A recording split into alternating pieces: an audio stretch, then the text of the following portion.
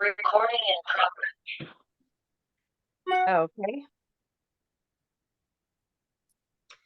So I'm going to go ahead and start the meeting. Thank you everybody for joining us. Tonight is the special general board meeting of the Sunland-Tonga Neighborhood Council. The date today is Wednesday, November 8th of 2023. And tonight we're starting our meeting at 7:02. Please forgive us for anything that doesn't quite go right. We're trying to go back to Zoom. And so we haven't been doing Zoom for several months, so it may take us a little bit to get the technology going. Also, one of the differences is using the cameras, which we weren't using before. So we're hoping that we don't run into any issues. But if we do, please be patient. We will do our best to accommodate people the best we can. First of all, again, thank you for joining us. I'm calling the meeting to order, and I want to remind everybody that we treat each other with respect, and that I hope that you guys got at least some sleep last night. I know it was super windy and I didn't get much sleep, but I'm hoping I hear a little wind out there. It's starting to pick up, so please everybody be careful, especially if you have to go out and drive this evening. We do have a board vacancy on our board for Region 2. So we still do have one opening. Also, I skipped A, I'm sorry, I'll go back. The STNC in-person and committee meetings, updates, meeting locations, and update on SB 411 Portantino regarding the NC meetings on Zoom. That's what I read off the agenda, but I will go ahead and explain that. First of all, we'd like to thank Senator Portantino, neighborhood council leaders across the city, our city council, our mayor's office, everybody who's worked to help the neighborhood council go back to meeting on Zoom. Our neighborhood council specifically had a lot of issues with our board being able to meet in a location in our community.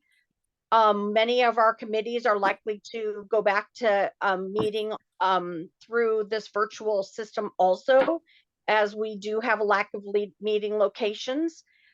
We are trying to follow all the rules that are being put out, but all the rules were not in place. So we are actually the first meeting in the city that will be going back virtually, and we do not have our NEA here this evening.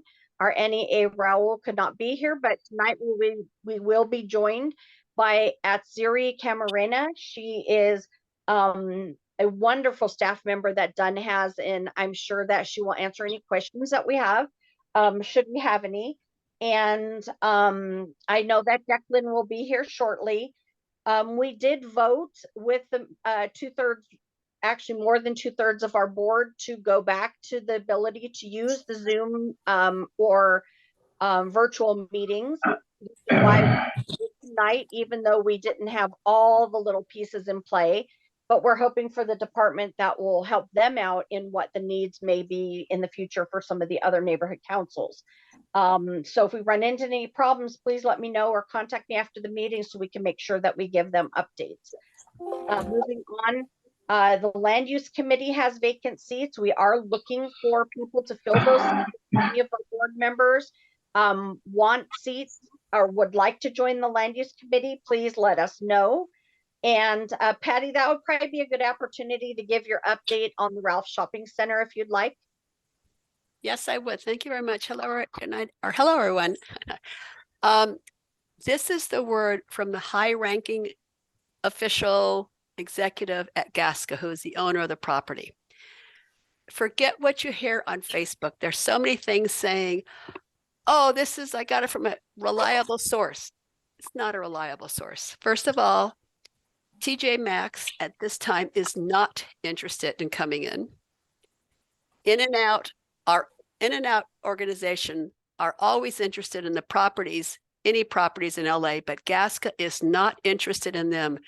Gasca feels the space is not feasible. Plus, it is doubtful that the city would approve due to the parking and the queue space. What is confirmed going in is Ross has signed agreement for the upper section. People on the Facebook is trying to say they went to the lower section. It's the upper section. They are working on making inside adjustments to their specs. Alta Med has signed for a section in the lower level. AltaMed is a large, big name community health network. You can look them up on the internet for more information of this company. It's ALTA capital MED. Large companies such as this apparently do research and found that our area is underserved by this kind of business, question mark to me. Because of this, I want everybody to know there are two other approved businesses, two new urgent care centers on the north side of Foothill and Sunland. What is so strange is that they are literally one block apart, one on the corner of Rhodesia and the other on the corner of Langmuir. I don't know why these companies feel we need more urgent cares, but that's, that's their business to figure that out. Anyway, I just want everybody to bring an actual update on the Sunland Mall. So we have the Ross coming in and a company named AltaMed. You can look them up. I'm not really sure how to describe them. You can look them up yourself to see what they do. Okay, that's it. Thank you, Patty. And it's nice to know what actually is happening because yes, Facebook is full of the ideas that everybody has a source. And it's funny how all those sources seem to be wrong, but thank you for the update. We're moving on to item D, status of the STNC board approved light pole banners. Cindy, did you want to take over that and ask, go ahead. Oh, I see Ricardo's here. If he can give us an update if there's any new news. We last left off that all of the information was provided to the council office to put the motion forward, and the sites were identified in collaboration with the council office. We have some monies also on deposit to repair banners. So I'm not sure how that will blend in with the new time period. But anyway, if there's any updates from Ricardo on that, it would be great to get that feedback for the board. Thank you. Maybe he wants to give his report later or under his time. Reports. Okay, we can do that. Yeah, I'll give a report during my my time video. Okay, thank you. And then moving on to roll call. Karen Moran here? Can Yes. we move the agenda up on the screen? Thank you. Lydia, can you see me? Yes, I can. Okay, Lydia Grant. Yes, I'm here. Lala Rowe. Here. Moppy Moran. Moppy is absent. Okay, Carol Hutchinson. Carol is absent. No, I'm here. Oh, you're here. Oh, didn't hear you. Okay, Cindy, you're here. Present. Karen, Moran, present. Lenny Freeman. Here. KT Travers. Here. KT is here. I'm getting background noise. I'm having trouble hearing the hears. KT Travers is here. Sherry McCoy. Present. Mike Goglia. Mike is absent, I guess. Okay. Peter Dereketchian. Peter, you're here, right? I did see Peter. I thought somebody said hello to him. I did. He needs to unmute. Peter, I don't know if he hears. I don't think he knows how to unmute. Okay, we'll work on, there he is. I'm here. Thank you, Okay. Peter. Gotcha. Okay, Jonathan Gutton. Present. Belinda Woodruff. Belinda is absent. Okay, Trevor Schmidt. Okay, Trevor is absent. Mark Siegel. Is Mark here? Hello. Oh, hello, Mark. Present. Russ Herman. Here. Cheryl? Cheryl is absent. Okay, Chris Rowe, He's absent this evening. Nina Royal, I'm here. and Barton Akeshish. I'm here. Okay, so how many? We got 1, 2, 3. I've got 14 present and 6 absent. Bobby is absent. Mike Oakley is absent. Belinda, Trevor, Cheryl, and Chris. So altogether 6 absent. Moppy just did something. Moppy's letting me chatted. know she's here. Yeah, she just joined. Oh, Bobby is here. Okay. Well, okay. I think the link on the calendar is wrong on the website. Because I went directly to the virtual meeting online on the calendar on stnc.org and it went to a different meeting. I'll go check it. Okay. That's weird. That's the one I used to get here. Me Okay. too. Okay. But thank you, Moppy. Thank you for being here. So Moppy, Vartan, and John need to put their cameras on. Okay. Thank you, Lala. Hello? I There she didn't is. blow dry my hair. My hair is a little bit curly today.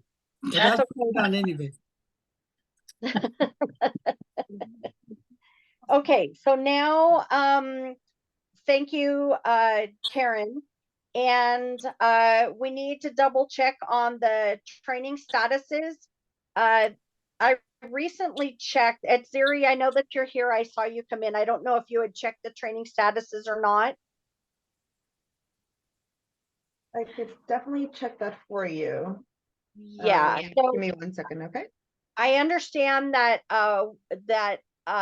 John Von Gunton's is an issue. He did the trainings. I have proof that he did the trainings, but there's been an issue with the department. So he has done his trainings. I'm trying to think, KT, were you able to do your training yet? I wasn't able to get to it. Okay, so hold off on yours at Siri. I know that KT, I think the one that she needs right now is the code of conduct, but I would ask that the department. No, it's the financial. Oh, okay. Okay. I believe. Maybe Okay. I'm wrong. Yeah, the code of conducts are changing. The Board of Neighborhood Commissioners just voted on the new version last night. So I don't want anybody to go do that and then turn around and have to do it again.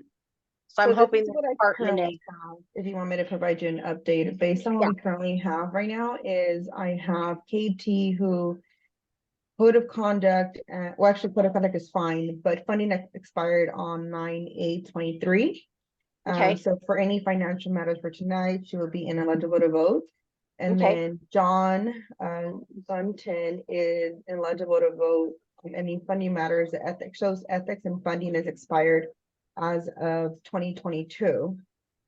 he's already done those trainings, and he sent me the finals from the computer, and Raul knows about it. What happened with his was John, what's the word? Tonight is allow him to vote, and then Roland and I can work on our system level to try and rectify the issue, or we need to walk John through the training process. Yeah, so we'll work with him afterwards after the meeting. It was a computer issue. Basically, I finished the test, sent to Raul and Glydia copies of the test that I passed, and the site in neither case would issue me the completion cert. Okay, we could definitely work with our system team to All right, review your account. You're welcome. Okay, how do we work with my situation?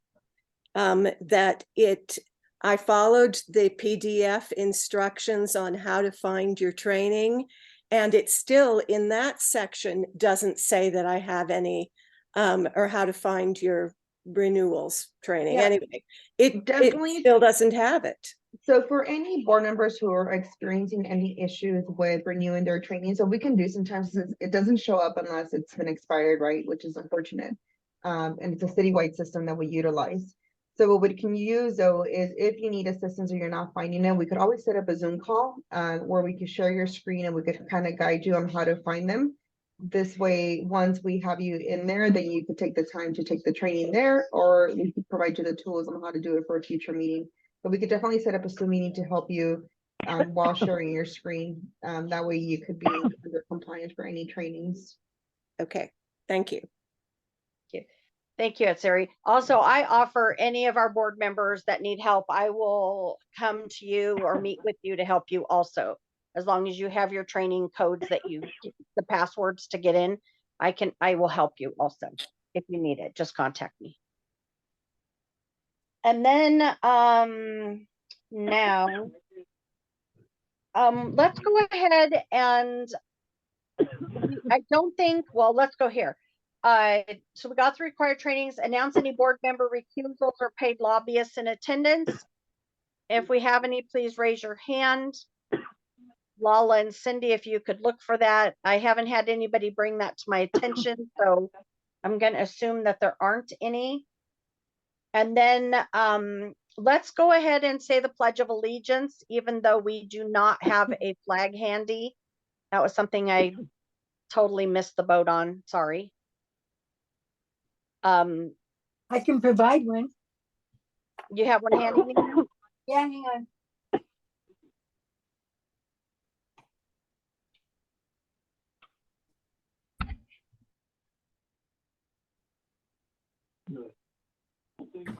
Can you see this? I can't see. What, Cindy, can you see it? I see skin. I don't see anything. Really? Then why is my camera not working? Oh, I see your No, face. there it is. There it is. Oh, okay. Okay, back it up a little bit. That's Okay, it. close Good. enough. Okay. Okay, I pledge allegiance To the flag of the United States of America, America, The republic for which it and to the stands, republic stands for one which it nation stands, under God, One nation, indivisible, liberty and justice for all. Liberty and justice for with all. liberty and justice for all. Yeah, that was one of those things that we never quite got right on Zoom. Never sounded as good as it did in person. We'll have to work on Right. it. Okay, but thank you guys. Presentation of speakers. Before we go into our elected officials, tonight we have State Senator Carolyn Menjivar joining us. Okay. And it says Ora Vista recreational impacts on surrounding neighborhood. Oh, that was if Diana Minor shows up tonight. We've been having trouble connecting with her. That's partially my fault. And we did have a report on that from LAPD at the last meeting. So I'm going to go back to the presentation with State Senator Carolyn Menjivar. Please go ahead.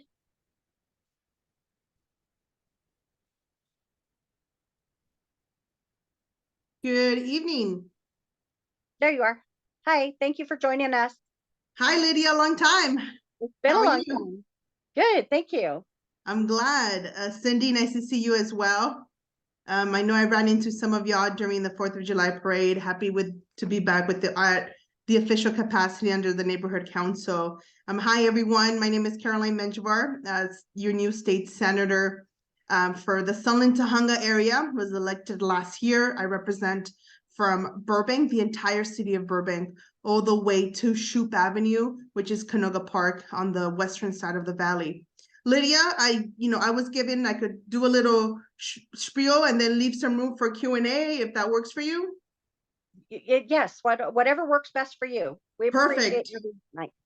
Awesome. Well, I just wanted to share a couple of things that we're doing up in Sacramento. This was obviously like I mentioned, my first year, and talk about some of the bills, some of the things we're doing specific to the area around Sunland-Tahunga, and some of the things that we've already done so far. I introduced 17 bills in the beginning of the year. It was a really tough year. I came in looking at a different budget to what my predecessors and all the previous members saw in the California budget, we came from a surplus to a deficit, where we actually had a fight to protect the progress that we've had made so far to ensure that we're not cutting in services under the human services bucket. I was honored to be appointed as chair of the Budget on Health and Human Services. So I chair that subcommittee, and everything that falls under that has to do with our foster population, our individuals with developmental disabilities, have to do with childcare, our skilled nursing facilities, our hospitals, our clinics, anything under human services, CalFresh, any Medi-Cal. It's a huge umbrella of things, of safety net to ensure those who are most vulnerable get the resources they need. I was happy to be able to bring a lot of funding to the district, specifically 9.5 million for different organizations, from food banks to nonprofits, to bringing $400,000 to create safe horse trails. I do have the largest equine district in Southern California. The horse community is really important for me. I've been doing a lot of events regarding that. It's a huge asset of my district. As a horse rider myself, I'm looking to protect and elevate that community. I'm so excited to bring that protective horse trail, starting with the construction of that next year. Bills that I'm working on up in Sacramento are really related to mental health. I'm a social worker by trade. Behavioral health, mental health is at the core of everything that I'm looking to achieve up in Sacramento, from ensuring that we close the gap of what we're seeing on our streets. Approximately 40% of our homeless population are dealing with mental illness or substance use disorder, and we're lacking the ability to help those individuals. I was the co-author, and we passed bills that are going to redefine what it means to be gravely disabled. So what that means for our community is that the people that we see on the streets, perhaps rolling around in feces, looking very dazed and unable to make decisions for themselves, are now going to fall under this new definition of what it means to be gravely disabled. Starting next month, in December, we're having a new program coming to LA County called the Care Court.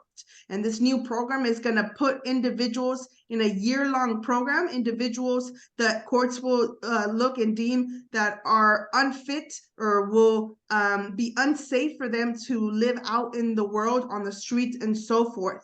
I'm very excited about that. And during my tenure, I'm going to make sure that it's implemented in the way that it should be implemented. A lot related to that a lot of people ask is, how are we going to create beds? Where are we going to put individuals who need the help? Well, all of you will have the ability to vote on a new measure, not a tax increase, nothing like that. It's about reallocating the funds that we currently have now. We have a set of funds called the MHSA, the Mental Health Service Act Fund. It's a pot that money continuously goes into, and it's set in stone of how it's going to be utilized. What we're putting on the ballot for voters to vote on is changing the buckets so that we can utilize those funds to treat those with substance use disorder, to help build more beds, to treat individuals with mental illness. So you'll be seeing that on your ballot next year to, again, shift some of those funds to give us a little bit more flexibility in how we can utilize that money.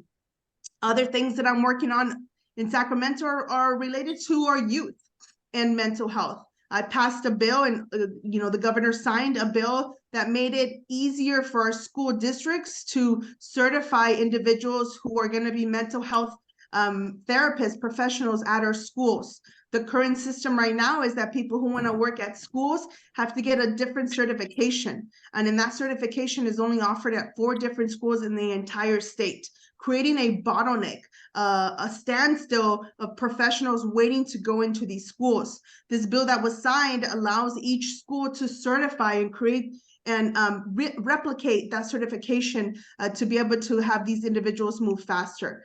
We passed bills related to vision care for homeless individuals, related to protecting someone's name when they're mental health therapists and they legally change their name. Some of the bills that got vetoed this year that I was most frustrated about is related to hearing aids and our kids.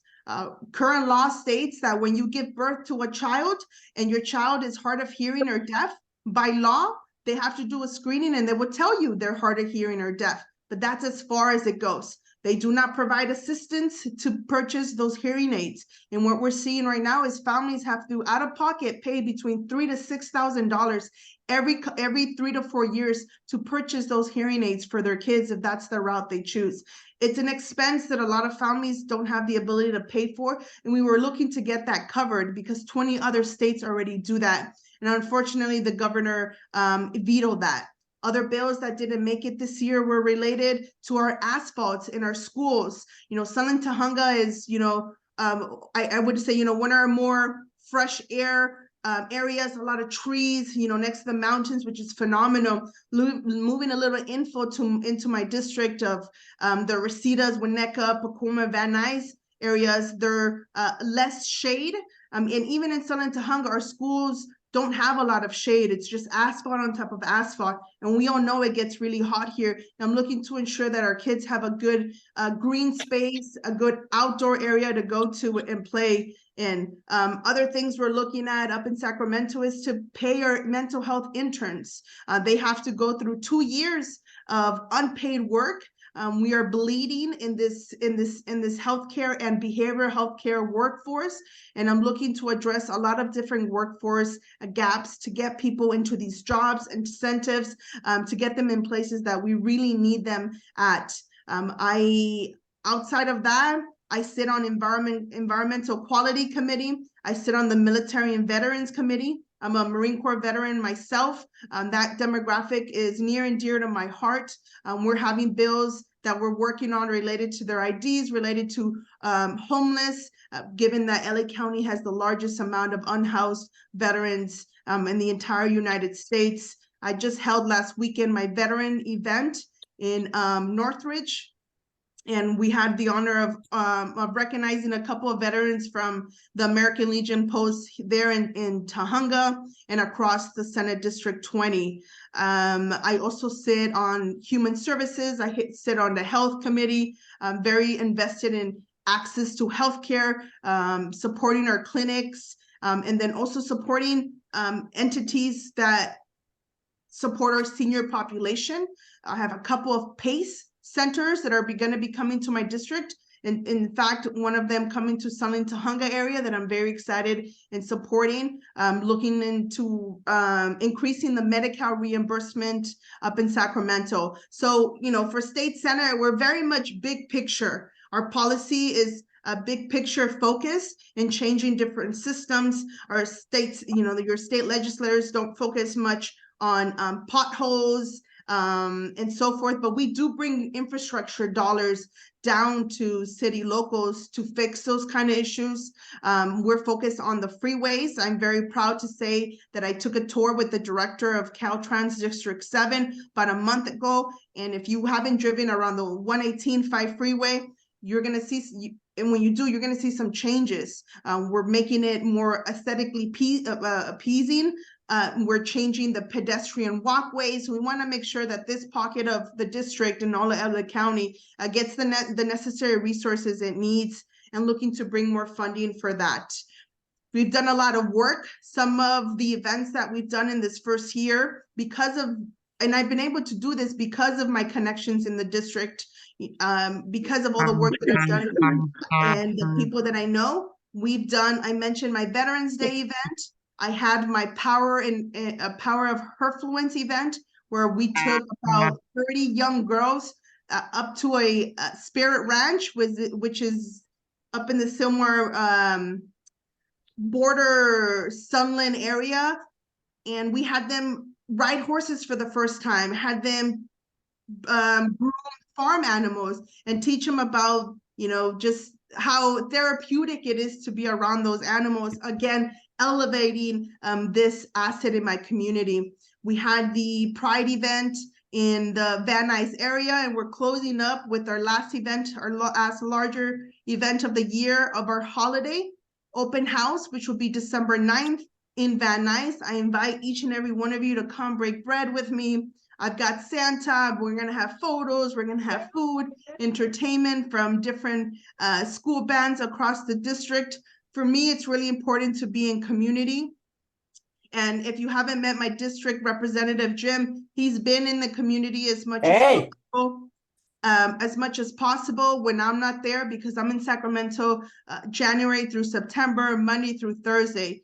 When I'm not there, we're out in community doing a variety of things. My next Coffee with Caroline event that I'll be having will be in Sunland, Tahunga area starting in January. Very excited to share more information with you about that. But we've been attending ribbon cuttings. We've been attending ceremonies, 100th anniversaries. We did the Tip a Cop lunch there. Jim has gone to, my district rep has gone to National Night Out and sponsored other events there.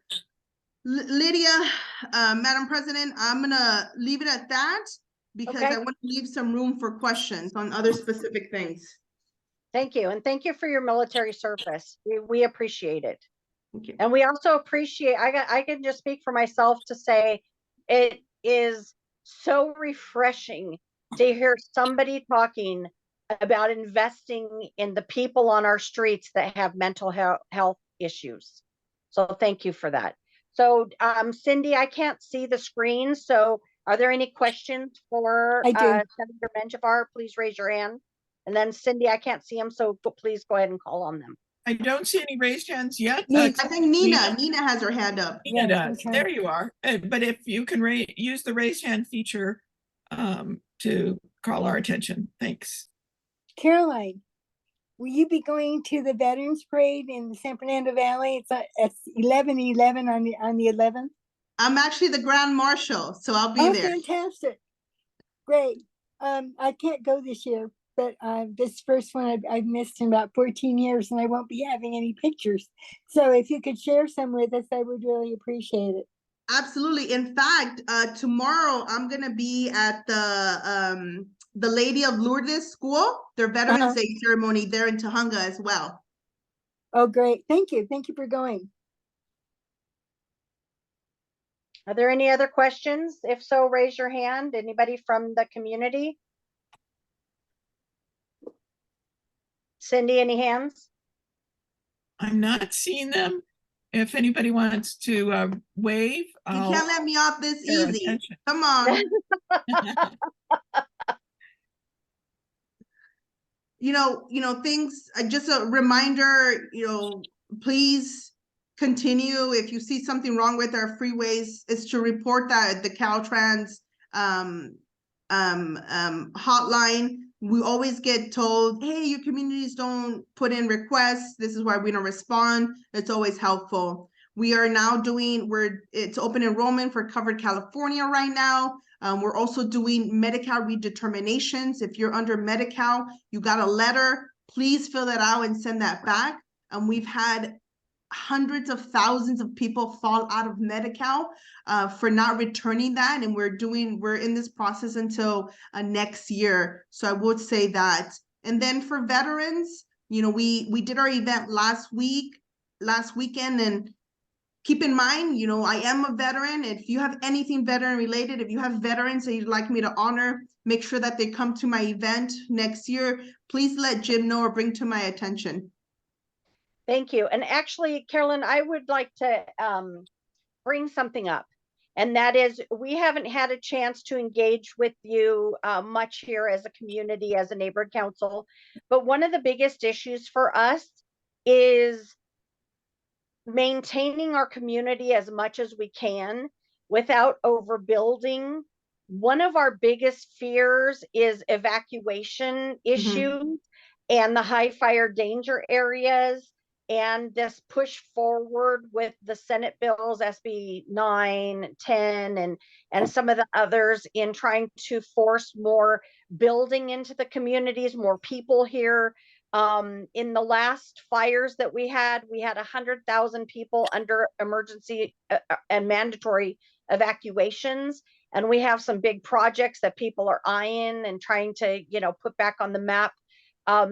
it's one of the things that when I had met with Jim, I've met with Jim, I think twice now, to kind of just reiterate that these are things that are just really important to us.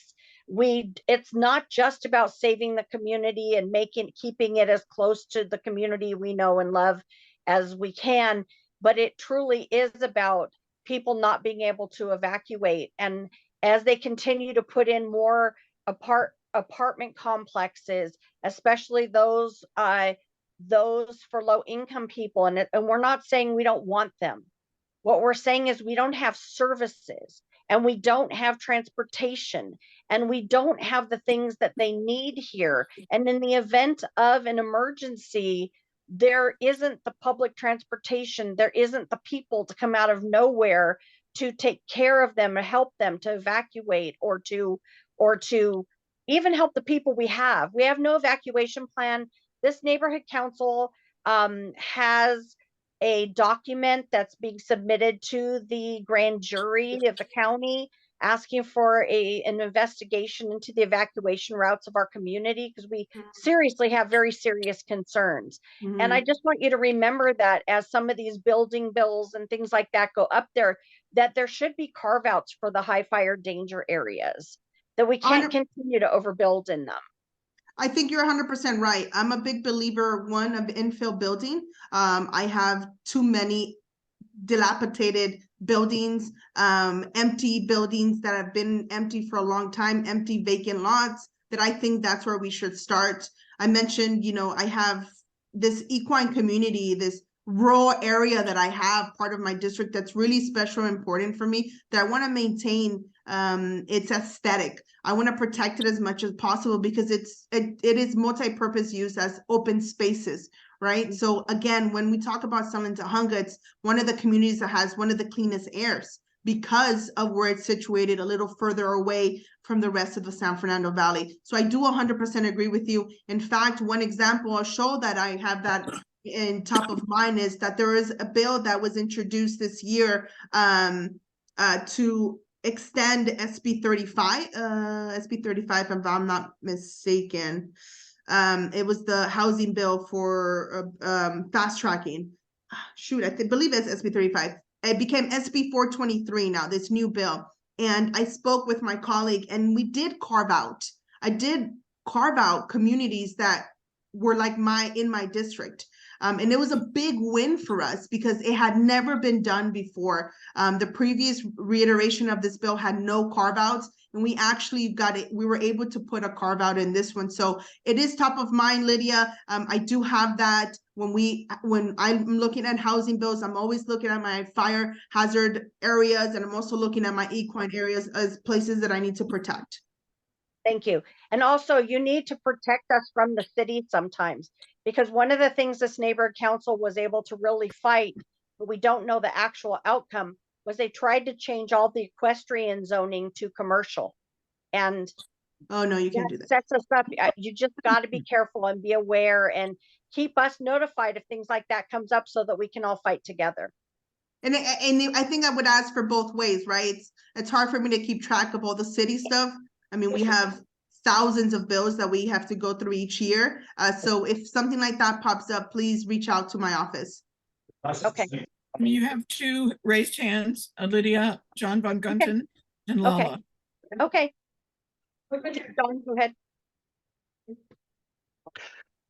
First of all, thank you so much for showing up, and we hope to have a lot more ongoing productive dialogue with you as the years go by. Thank you.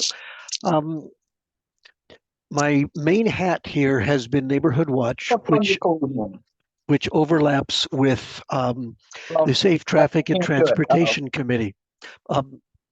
Mark, I think you're cross-talking me. Can you turn off your mic, please? And the reason I am bothering you, Senator, is that Foothill Division last year had 8 traffic fatalities. This year, we've had 22. Oh my gosh. Of those 22, 11 were pedestrians. And that's half. We have been trying to get to help LAPD get funding for more motorcycle traffic officers. LAPD is very willing, but They just don't have the dollars. We've been looking for dollars everywhere. We have sought them from our CD7 with no joy at all. We were hoping to get a little help from Anthony Portantino, and he is willing, but so far hasn't been able to push the money around.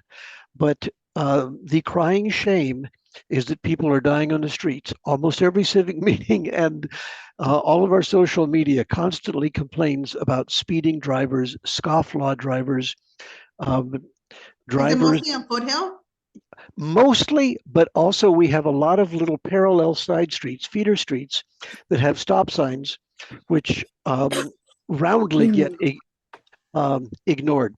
So to shorten this, is there anything you can do with state money to help get a city police department, subsection of the police department, better funded? I don't know if that's legal. I don't know if you can find a way, or as you said earlier, rearrange the buckets. We would be very grateful. No, thank you, John, and never a bother. I've jotted this down. I'm not sure, the funding that we bring down is for mostly infrastructure projects.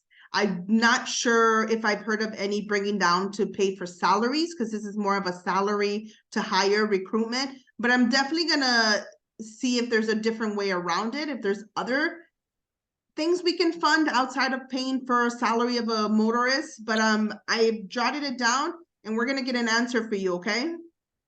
That would be great. We are also, by the way, on the high injury network. So if that little button helps, it would be great for you to know. Thank you. Thank you. Lala's next. Go ahead, Lala. Thank you. And thank you very much for being here, Senator Menjivar. I really appreciate it. And I do appreciate your military service. My first husband was a Marine, and I understand what that means. And I wanted to reiterate some of what Lydia said about not just the evacuation routes and how the building out of the community affects that, but also being that we're in this canyon area, we have hills to the north and south, and there's not sufficient infrastructure for the water and sewage and let alone the egress in and out. There really would need to be, for more building to be approved, there need to be the infrastructure actually approved to service. We have quite some number of areas that aren't even on sewage services. And we can't really put any more onto our sewage services. And the water service also is like, there's one way for the pipes to come in and one way for the pipes to go out. And there's only so much you can do. And I'd like you to just keep that in mind. For, like you said, that sometimes you can change the buckets on the infrastructures. But that would have to happen for it to actually be viable for this community to actually grow physically. That's why we've stayed as small as we are. There just isn't a lot of facility to make it bigger. And thank you very much for your consideration. Will do, ma'am. Thank you. Thank you. So are there any more hands? We gonna let Carolyn escape? No, no. I want to thank. I would say a big thank you on the freeway things. It seems it's forever under construction there on the 118. So thank you for the efforts on that. Thanks. Appreciate it, Cindy. My district director put the link in the chat for the holiday event. Please, I like to be in the community a lot. Invite me. For any breaking bread, you're having an event, I'd love to be a partner with you up in Sunland Tujunga. We're actively always looking for things that are gonna take me out to that corner of my district. Don't forget about your state senator. I'm here to help in however I can. Thank you. Thank you very much. All right, y'all. Enjoy the rest of your evening. Thank you. Okay. Thank you so much. Yeah, so we need to move on to the next items. I can't see the screen, so Cindy, could you call the next person, please? We have representatives from the mayor's office, from Senator Portantino's office, Supervisor Barger's office, and LAPD. So which would you like to go first? Let's go with LAPD first because a lot of times they have to get back out onto the street. So let's usually do that. Officer Senior Lead Giloy is here. So great. Hello, guys. So Senior Lead Officer Godoy, I will be representing today 35's area, which is Sunland portion of it, and I'm going to be doing Tujunga. As you guys are probably aware, Coloca is going to be out for a little bit. So we do have another senior lead, not a senior lead, another officer that's going to be doing her area, but she does not start until the 18th, actually the 19th. So in the meantime, I'll be answering any emails or any questions in regards to Tujunga. As far as, so I'll start off with the numbers. Homicide, we are down, I'm going with 35, which is, I would say, west of Mount Gleason. That's going to be negative 100% on homicides. Robberies, we are equal now. We are at 0%. So compared to last year, we are in line with it. I don't like that. I always like being under it, negative on it. So that needs to be worked on. Aggravated assaults, we are down 30%. Total violent crimes, we are down 20%. Burglaries, we are down 11%. Grand theft auto, it just picked up. We are even with last year. Same thing. I like being on the negative side. We are even with last year, so I take that as a loss. Burglaries of motor vehicles, we are at negative 8%. Personal theft, we are down to negative 22%. Total Part 1 crimes, we are down 11%. So those are my numbers. The other ones that I'm going to read out right now, these are the Tujunga numbers. Tujunga on homicides, we are at 0%. Robberies, we are negative. Yes, but I don't want. Robberies, we are at negative 30%. Aggravated assaults, we are down 3.2%. Total violent crime, we are down 18% in Tujunga. Burglaries are up, it's 6%. Grand theft auto, we are up 1.5%. Burglary from motor vehicles, we are up 8.2%. So total property crimes, we are up 3%. So a lot of the burglary from motor vehicles, quite honestly, is stuff that could potentially be avoided. People are leaving their cell phones, stuff of value in view, where you're not supposed, in a perfect world, you should be able to do that, but we're not living in a perfect world. So we get a lot of people smashing windows, taking items that don't belong to them. As far as vehicles are concerned, we did see an uptake on it. A lot of them are catalytic converters. I know this month we had 7 of them up there in Tujunga. The only positive thing about that is that arrests have been made along with the crimes that occurred. I'd rather have an arrest than have a crime with no one held accountable. So some of those have been arrests that were made.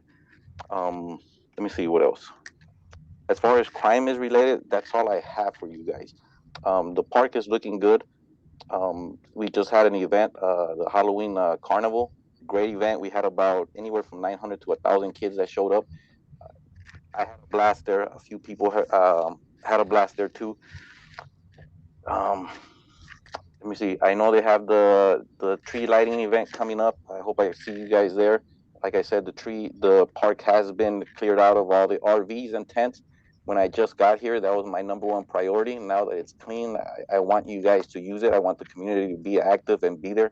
If the park does not get used, we're gonna go back where we started, and that's something that I don't think anybody wants. Let me see. There was a topic that I wanted to touch on. Oh, so earlier today we were talking about evacuations and stuff like that. So Council District 7 did coordinate. It's like a planning thing with the LAPD, to figure out, kind of like a training scenario, how we could evacuate people. And it was a well planned out, organized event. The one thing that we learned and I know this from the last fire that we had, is we could have all the infrastructure that we want. But the number one thing is when the officers knock on your door and we ask, hey, can you guys please evacuate 3 days before the fire gets there? And people tell us, no, we can't, or I don't want to. You know what? When the fire is there, it's too late, because now that's when the roads get flooded. That's when you got a bunch of horses. We don't know where to place them. That's when it becomes a mess. So the earlier people start evacuating, that helps us out tremendously, because now those officers aren't going to be there to assist you guys. Now we got to help out the people that immediately need the help. So time is of essence. So when the fire department, remember, LAPD does not have anything to do with that. Fire department is the one that decides whether or not to start the evacuation, the mandatory evacuations and the voluntarily one. They tell us, we go by their guidance. And if they're saying 3 days in advance, hey, start preparing, start letting people know, they're telling us for a reason, because they're keeping track of the wind and all this stuff, other stuff that they're the professionals at. And that's one of the things that I want to touch on and have you guys kind of spread the word on that. Spread the word on that, because he's on that another was call. You'll have to call another time. What that is was, that? I think is L Row has the sound on. She's not muted. So Yeah, so that was the number one thing that we discovered on it. So I would urge everybody, especially in the horse community, because I have Lakeview Terrace, I have Shadow Hills, they're all horse communities. And yes, the fire, once it starts, it picks up quick, and the wind is the one that decides what direction it heads. So that's all I have. I will open it up for questions. So if you guys have any questions in regards to Shadow Hills, Sunland, I will be able to answer them. Tahunga, I may or I may not, but I will guide you in the right direction. Cindy, are there any hands raised? See any? No, I do not see any. Okay, well, thank you, Officer Godoy, for the update. We'll be talking with you soon as we move a little forward with some of this stuff, because we're going to be getting stuff going, and we're going to be working with the community to pull out people who are interested in working on evacuations and bringing the CERT teams together and having more of a plan set up. So we'll be talking with you in the future. Yeah, definitely. I always want to work with you guys. I've made it clear from day one that whatever you guys need, I'm here for you guys. Just reach out. That's all I ask. We appreciate it. Thank you. Yep. Have a good night. You too. Okay, Cindy, can we check and see if Diana Minor is here? If she could speak. Diana, if you're there, could you raise your hand or speak up? Only because last meeting, Officer Godoy gave the heads up, and if Diana was here, I wanted her. We have Diana coming to talk about what was happening over at Ora Vista. The plan is not to fix it right now, but to get it set up so that next year we don't have these issues. So it isn't that it's timely, it's just a matter of trying to catch up and trying to. I don't see her responding, so okay, so we'll move on to the next item, and I'll try to meet with her in between. Did you want to go to Declan next? Yes, I did. Thank you. All right. Oh, I see someone has their hand raised. Do you want to go to that, or do me first? Michelle from the mayor's office also. Oh. She raised her hand. Hi, Michelle. Hi, good evening, everyone. I do have a hard out at 8. I was just wondering if it's okay if I give a couple of updates. Hold on 1 second. Declan, is that okay with you? Yeah, absolutely. Absolutely. Go right ahead. Okay, go ahead. Thank you so much. I really appreciate that. Good evening, everyone. My name is Michelle Vergara. I am the senior and East Valley area rep on behalf of Mayor Karen Bass. We do have a couple of updates. First and foremost, just wanted to share with you all that Mayor Bass did sign Executive Directive 5, which is set in place to upgrade city services, more so pertaining to the accessibility to 311. I know many folks have the app or they call. This directive basically wants to improve the accessibility to all folks to be able to report, and for our end, on the city's end, to be able to deploy folks to respond to the requests that are coming in that way. So I'm happy to share more information on that. In addition to that, LAUSD and LA Metro did pair up together. So now there is the LA Metro Fareless System Initiative, which is a new pilot program for all TK through 12 students that basically provides free transportation for students until June 30th of next year. So the students will be able to ride the Metro for free. And I'm happy to share that information with you as well. And then the last thing that I wanted to share is there is a new way to keep up with Mayor Karen Bass. If you sign up for text notifications, you will be able to receive texts directly to your phone on anything big that's going on in your neighborhood, anything that she's working on. You'll receive a text from us.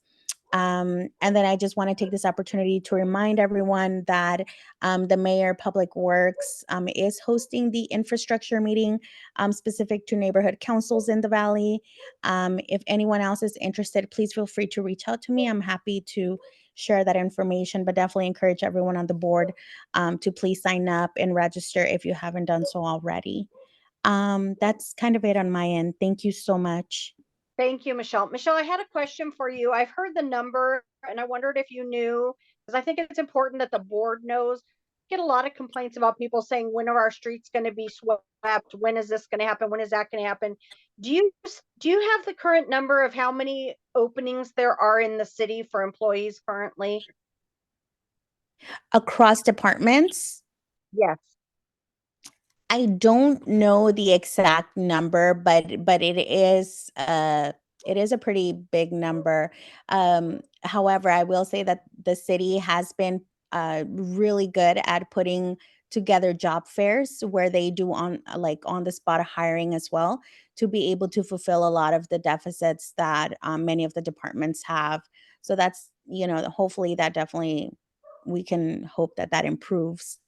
But I can try to find out for you. Do you know any of the numbers for any of the departments? I just wanted people to hear, because the number was staggering when I heard it. I couldn't believe it was like 30,000 or 20,000, or it was like such a huge number. Yeah, so just within like LA Sanitation, I know the latest that I heard was there was about 800 vacancies, and that's just for LA Sanitation alone. Okay, that's helpful to know, because that gives us something when the community is asking, why isn't our stuff being done? We can turn around and say, because they're still trying to hire people. I know when I get the postings for the job openings, I do post them. I do try to get them out. We do let people know. And I think we've been putting them in our newsletter too. So if you want to make sure that Christopher sent it to us. Great. Thank you, Chris. He said there was 7,000 current openings in the city of Los Angeles as of 5 days ago. Got it. They have been working hard because there was a lot more. Yes. These job fairs are being held throughout various parts of the city, and where, all departments are included, and, they do on-site hiring. So I think that's definitely helping with that. Thank you so much. Appreciate it. Sorry, I asked you. I should have sent you an email asking the number, but I do appreciate you guys. No worries. Thank I you just for want that. people to understand that it's not that there's a whole bunch of people sitting there not wanting to do the work. It's that there are a lot of equipment sitting there waiting for people. Okay. Any other questions before Michelle has to go? Did you see any hands, Cindy? No. Okay, thank you. Thank you, Michelle. Thank you, everyone. I'll drop all the information in the chat. Thanks. Thank you. Thank you. Okay. Declan. Yep. All right. Hello, everybody. Declan Floyd from Senator Portantino's office. Senator Menjivar did all the legislative updates, so I won't go into that too much. But how cool is that? You got two, right? Not many parts of the state can say that. You got two state senators. And on one of the points that she made, we're still very much looking at trying to get the money for the LAPD traffic officer, trying to see what we can do. Obviously, state budget situation is it is what it is. We have a big deficit, but it is something we are still actively looking at. And of course, we're happy to work with Senator Menjivar's office on that. Thank you to STNC for your support of the Halloween event. I had a great time hanging out at the STNC table, and that was a great turnout. A lot of candy given out, and a lot of ice options as well. So I like the diversity of food. Anyway, I don't have too much to report. We will be having at some point, we're hoping in December, our annual holiday open house. And I know that we will not be having a meeting here in December, so I will send out that information when it is finalized. But just the last point, I believe this is probably the first neighborhood council meeting that's back on Zoom after SB 411 across the whole city. So congratulations. This is obviously much better, I think, for everyone. We don't have to rush to get out of the church basement by a certain time, and we don't have to worry about payments for the space. So this is great. Thank you again to everyone for your advocacy. And I know even there's still unanswered questions about the vote and the CIS and this and that. But the bottom line is neighborhood councils are now going to have the flexibility to meet in the way that best serves your neighborhood. So Lydia and everybody, thank you for helping us along the legislative process. And then with the city, I know it has not been easy, but thank you to all of you. And if I don't see everyone, I wish everyone a happy Thanksgiving and a Merry Christmas and happy holiday season. I can't believe we're already at that time, but if this is the last time I see you, then we'll be back in January. But happy to answer any questions. Now you're making me feel sad. We'll have to get together before that. But no, thank you. And thank you so much, and to Senator Portantino for working to help us with the situation. Meeting locations in our community was just such an issue, and watching all the money going to pay for meeting spaces, this will help us be able to do more in the community, which will be great.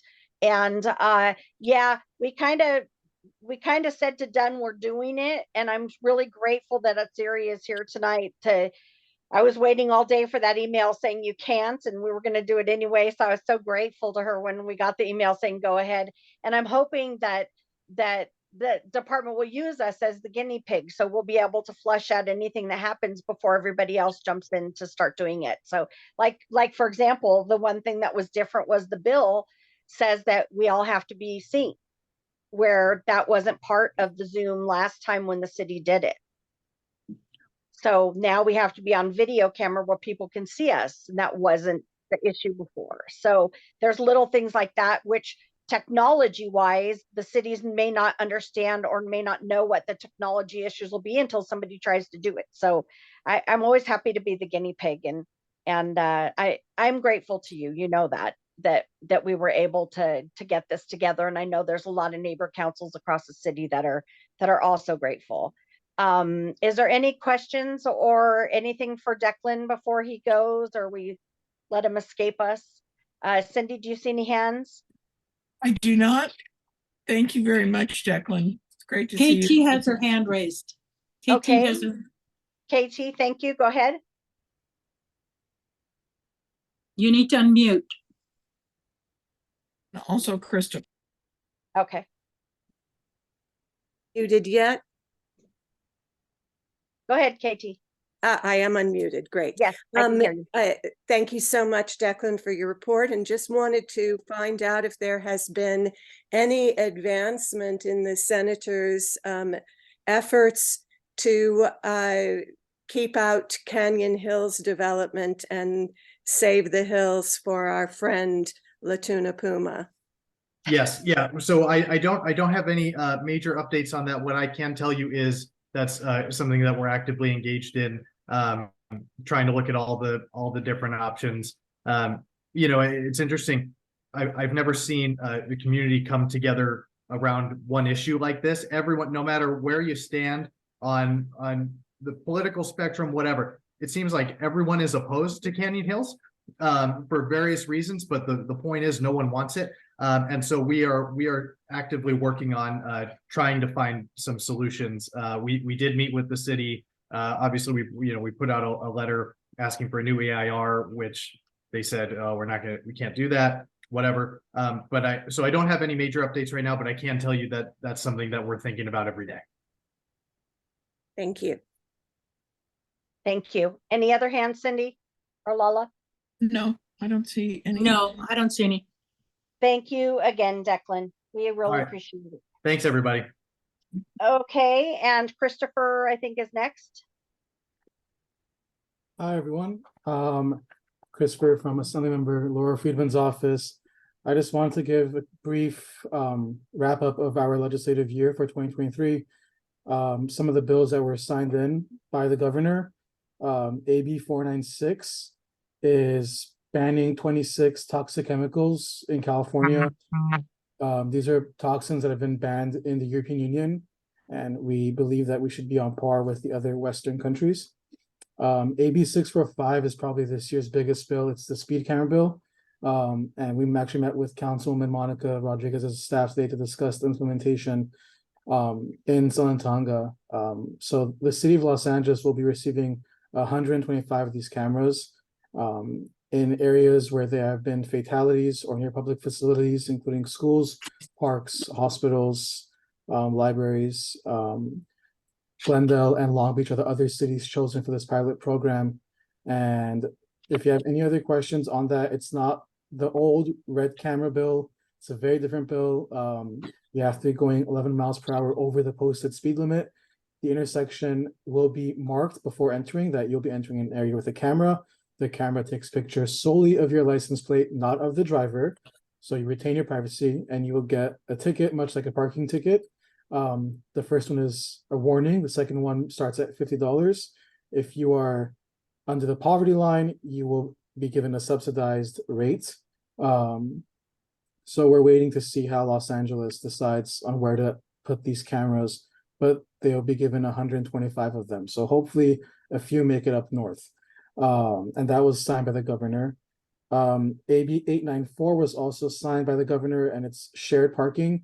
So let's say there's an apartment complex next to a Ross or a Ralph's, and if the store closes at 10 and opens again at 7, residents from that building will be allowed to park at that facility overnight and be out by 7 a.m.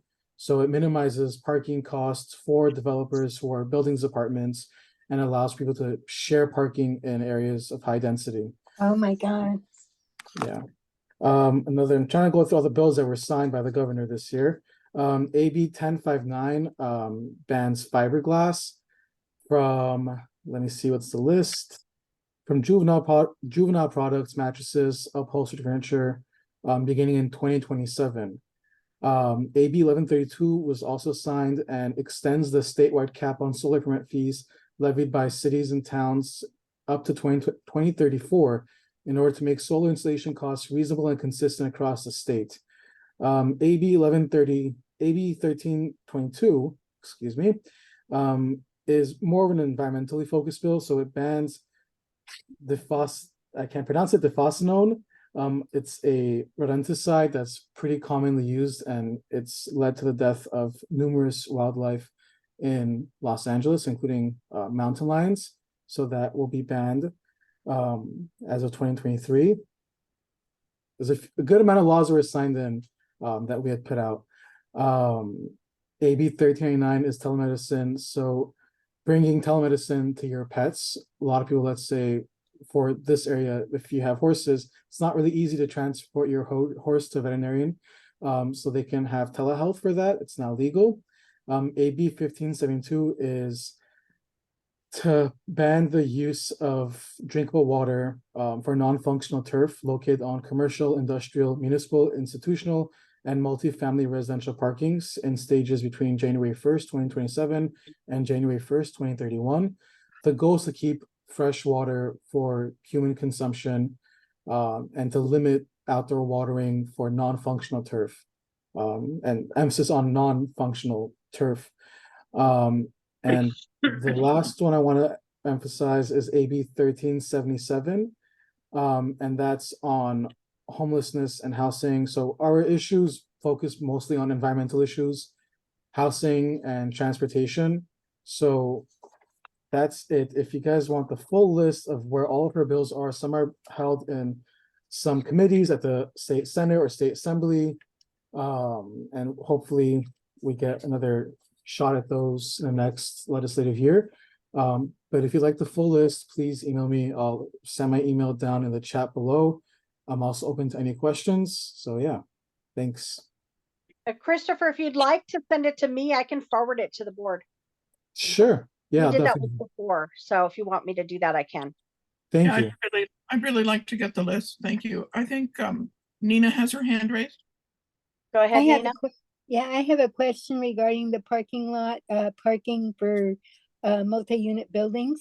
Who pays, is there going to be an insurance cost to that, to the businesses where they park, or are they going to charge? How have they got that worked out? So from my understanding, the developer who was building the apartment complex, and this would be for newer units, would have a deal signed with local businesses for this to be allowed. So it would have to be something set up between the landlord or owner or developer of the building as well as local businesses. Is that before they actually complete the building, or they negotiate afterwards? I believe so. I can check in again. I'd like to know, because we have some properties around here that do have parking lots, and it looks like the new units around the area are going to be parking in there if they can get away with it. So I was wondering how that would work, whether they would contact the state to get involved in that or what. Yeah, so I think this opens up the opportunity for businesses to utilize their parking spaces overnight. So this is more to empower businesses to be able to partner with local, housing projects, to use their space when it's not being used by the business. So definitely giving power to the businesses to control their property, and if people are going to be parking there, at least they can profit off of it. Also, for a non-business, say an Elks or Masonic Lodge or some other kind of entity like that would be able to do the same thing, is to lease it out to the state for parking?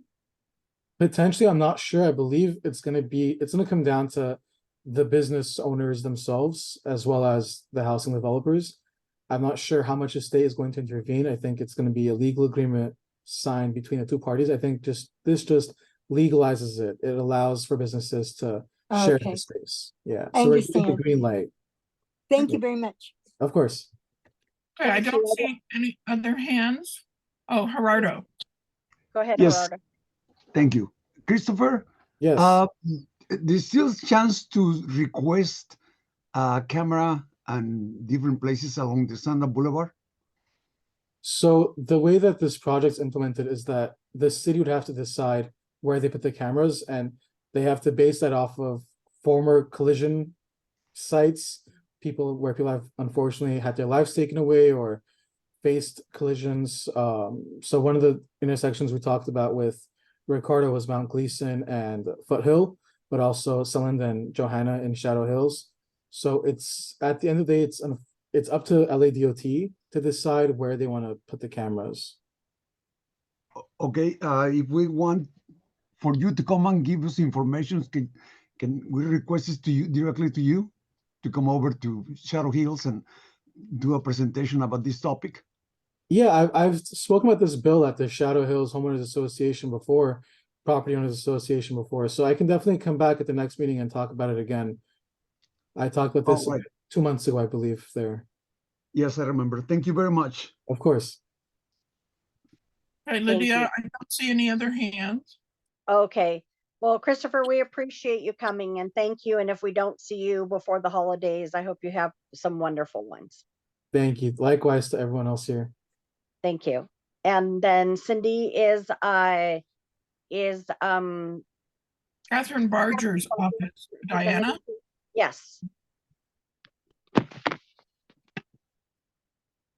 Hello, everyone. Thank you for having me. My name is Diana, and I'm from LA County Supervisor Kathryn Barger's office. I just have a few updates from our office. Last week, Supervisor Barger called for an audit of the county's Department of Consumer Business Affairs. This is because in January, the supervisor introduced a motion directing the DCBA to distribute $45 million to mom and pop property owners for back rent owed since April 2022. It's now been 9 months and the DCBA has failed to introduce any program or application to the public. The results of the audit will be reported back to the board in 2 weeks.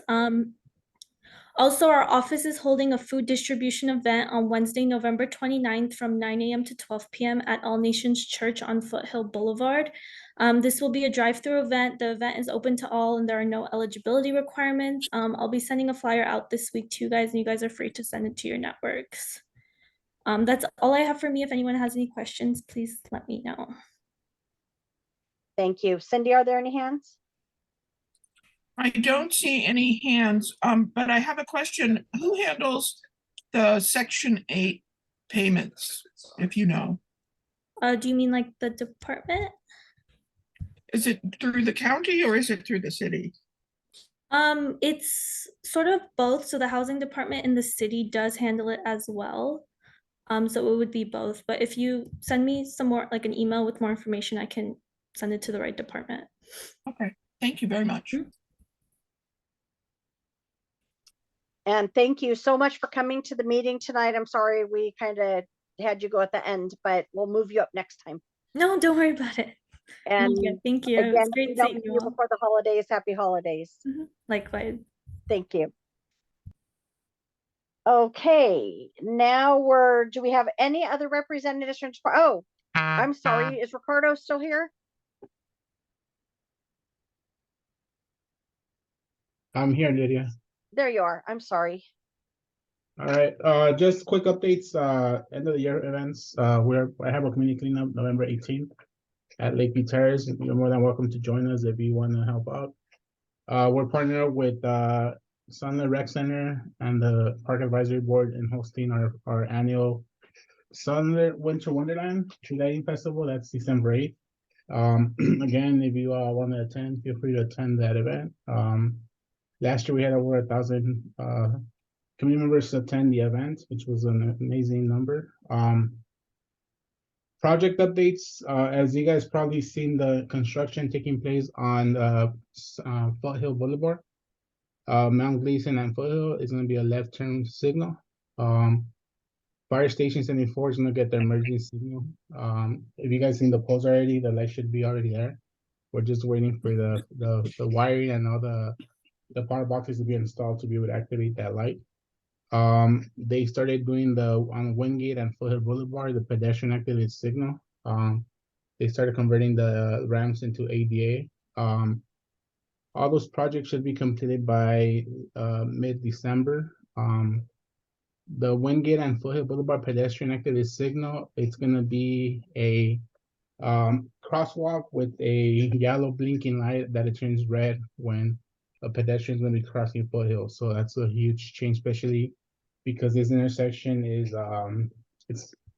it's not even like your regular intersection. You kind of have to kind of stop mid-block to be able to turn left on that intersection. I think that was one of the ones that was a priority for the office. Let me see, the RV, a couple weeks ago, we had an RV that burned down the Aria Drive. We actually, within 48 hours, we were able to get the departments to go out there and do the cleanup, which that was a huge request that we got from our constituents. So that was pretty good on that. Oro Vista parking issues, I know, folks, it was on the agenda.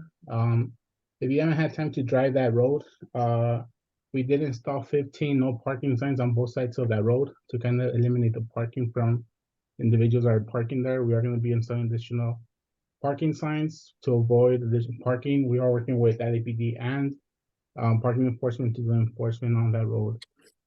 We are going to be scheduling our Operation Bright Spark crews to go out there and and do a cleanup on that area. In September, you guys brought up the evacuation route. We actually work with departments, LA Fire Department, LAPD, Animal Services, Emergency Management Department, and all these other agencies that actually, what we did is we coordinated a mock drill where we did a fire. It was actually a practice for all the agencies and departments. So I think the councilwoman understands understands that this area needs a lot of the training. So we are gonna be doing an actual community drill. That's gonna be going through the process of if we would have an actual fire, what would be the process that the residents could actually take, the steps that could be taken from the residents. So stand by for that.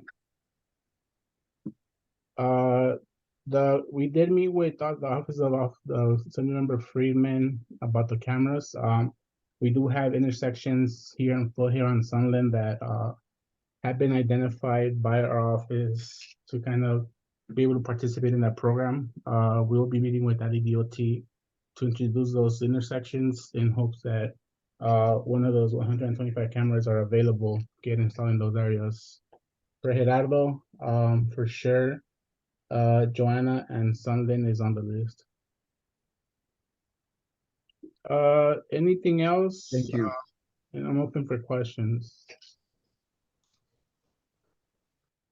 Patty has a question. Patty Potter, you want to go ahead? Yes, Ricardo. I'm representing the Elks Lodge in Tujunga, and Yes. I have, well, the lodge has sent you at least 3 emails in the past asking for the company or organization contact that handles the apartments that I forget the address right off the top of my head, 10450 Hillhaven. It's next to our lot, and we've had trouble with them. And I want to find out who to contact that's in charge of that. And you've never answered me. Which is very upsetting. Let me check my email, but I had replied to an email that was regarding the parking lot, right? Yeah, that we finally had to put up gates because they were in our parking lot making a mess, jumping over the wall, and they leave stuff out for boat pickup and they don't call. And I mean, it's on Hillhaven behind the Elks Lodge. We're on Commerce. But I just thought somebody there should be in charge, and I would like to get in touch of who's ever in charge of there and make sure they let all the residents know how to dial 311 or use the app for pickups of bulk cigarettes. And we just need a contact, and I've never gotten an answer from you. And I will totally admit that really upsets me immensely. Let me check my emails, but if I recall, I did reply to your email a couple months ago when they provided that information, but definitely I'll look I mean, at into one the point, I meetings. finally got something from somebody referred that you were out of town and somebody else was handling, and they finally did get all that mess, that whole street picked up of Okay, so crap. But I still need your information on who to contact about who's in charge of that building. Your questions were answered when you replied to that email. So you can go ahead and send me another email. I'll connect you with the persons that if they have not replied to the email. Okay, thank you. KT has her hand up. KT has her hand up. Go ahead, KT. Yes, Ricardo, I wanted to know if Ora Vista and Foothill, one of our 10 deadliest intersections in the city, could be put on that list for a camera. Sorry, I didn't hear the Foothill on what street? Ora Vista. Yes, that's one of the sites those intersections that I'll be introducing under that program. Fantastic. Thank you so much. So I have, as of now, I have the thing about Foothill is that it's in the slope downhill, so it makes it difficult. I mean, we can't put a camera in every single intersection, so I'm kind of figuring out what are the top intersections that I have been getting complaints regarding traffic collisions or speeding or things of that nature. So I think Foothill and Mount Gleason is one, or Vista and Foothill is another one, and we also have I think those are the 2 here on Foothill, and I have a couple of them in Shadow Hills and some in the Tuna Canyon. Thank you. Ricardo, I have a question. You mentioned the tree lighting or the winter wonderland event that's coming up. Yeah. And you said we're welcome to come. Are we being invited to participate in the event As a guest, yes, as a guest, but not as a neighborhood council? not as member council. Okay, thank you. So I want to bring something. I want to bring something up, Lydia, and I'm gonna say it on record. The issue that has been going back and forth with the use of the facility. I brought up multiple times in the meetings of the community room is available. I did send you the registration form. You have all the requirements. So I've heard a lot of rumors, a lot of people saying that that you guys continue saying that the use of the facility is not being occupied. We're not able or allowing you guys to use the facility. Again, the facility is open as long as you follow the process. We understand that, but for our board meetings, we do not have the budget to be able to use it for our board meetings. And we know that other city entities are using the building and they do not have to pay. We are a city entity. But you have to follow the process just like everybody else, buddy. I just want to make sure that we understand. I understand. I mean, the fact is we have always been able in the past to use the facility for free and we have always used it. We've always respected the building and we have always put the stuff away and we have never had any issues. We still have the same problem. We do not have use of a free city facility to use at our disposal like we have in the past for our board meetings. And we do not have a budget that was cut $28,000 or $18,000.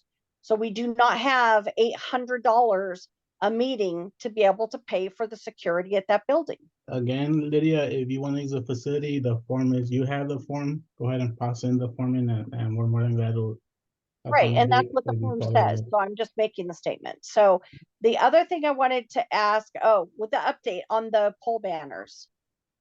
I do have a list. What I did is actually I combined I had to put two different lists together in terms of the ones that are going to be used for the neighborhood council and the ones that are going to be used for the city and the ones that are going to be used by other folks in the community. So I already have the list.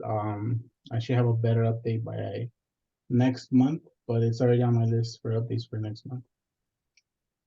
Okay, thank you. Commerce, I know Commerce was the one that was available as well. So I added the location that you guys send over for the Commerce street. Okay, and we appreciate that. Thank you. I just want to, I have a quick little question. Those speed related signs, that go on when you pass them by or within the area, there's they're great. Thank you for seeing that they got installed. Mm-hmm. There's one over by Smart and Final and Goodwill. I don't know if you know, but it's being blocked by a tree. I don't know if anybody's reported that to you, but I wondered if it might be able to be located a little differently. Are you talking about the speedometers? Or you're talking about the actual speed limit signs? No, the one that lights up. That tells you what your speed is. The one, okay, yeah. So let me talk to the department about that. What I did is we had over 15 different speedometers installed throughout the district, especially on the foothill corridors. And let me see if that was one of the ones that was newly installed. But definitely let me take a look at it and I'll report it if the trees. I mean, there's signs where the trees are, or we could probably even have it removed depending on the location. Right. Well, thank you. I just wanted to make you aware of it. Thank you. Thank you. Lola has her hand raised. Yes, Ricardo, I just have a question because you said that we could come as guests to the Christmas event, but we could not participate as an STNC at that event. And then it kind of went into the conversation about the building. What's the problem with the STNC participating in the Christmas event? Is there a problem or was there one? There's actually, I already have the organizations and that are going to be participating in setting up, so we're at max already. Okay. Were we not invited or were we asked to put something in? I never remember anything about this is how we can participate in the event. No, you were not invited to this event. I see. Was there a reason for that? I could talk to you after. I could call me in the office and I could give you a reason why. Okay. Is there some reason you can't tell everybody the reason why? I mean, this is an open I forum. just answered your question, Lila. We're already at cap, so if that's the question you're not willing to accept, an answer you're not willing to accept, okay. I can't. Perhaps we could get invited. And having that conversation offline, as you suggest, sir, might be a flagrant violation of the Brown Act. Okay, well, because that's what you're talking about on that violation. That's still up to you. Because it does keep away from the public the machinations of what is going on between CD7 and whatever opinions CD7 personnel may have that exclude STNC. And that should be a matter of public record. And if we discuss it, it would only make sense that everyone who chooses to attend the meeting should hear. Thank you. Okay, I just answered that question, so you Okay, got the so answer. Ricardo, No. I got you answered. You answered with a no answer without a complete answer. We were not invited. We did not follow whatever that we didn't know about. Now, I just want to say that I am not your enemy. I am not anybody's enemy. And I'm trying to serve my community. I would really appreciate a little bit more transparency. I'm trying to be transparent. I'm trying to be helpful. So I got it. You answered, but you answered with an answer that wasn't an answer. And KT Travis has her hand up. This is not about being enemies. It's just a matter of, we had a list of organizations that had wanted us to had asked us for they had an interest in setting up a table, and they actually got it. Are any other neighborhood councils invited and appearing there, sir? Not in this one. I'm not Thank sure. you. I can't speak for the other events. Okay, okay. All right, Lydia, you've got a couple hands raised. Pat and Siri was first, so I just want to make sure.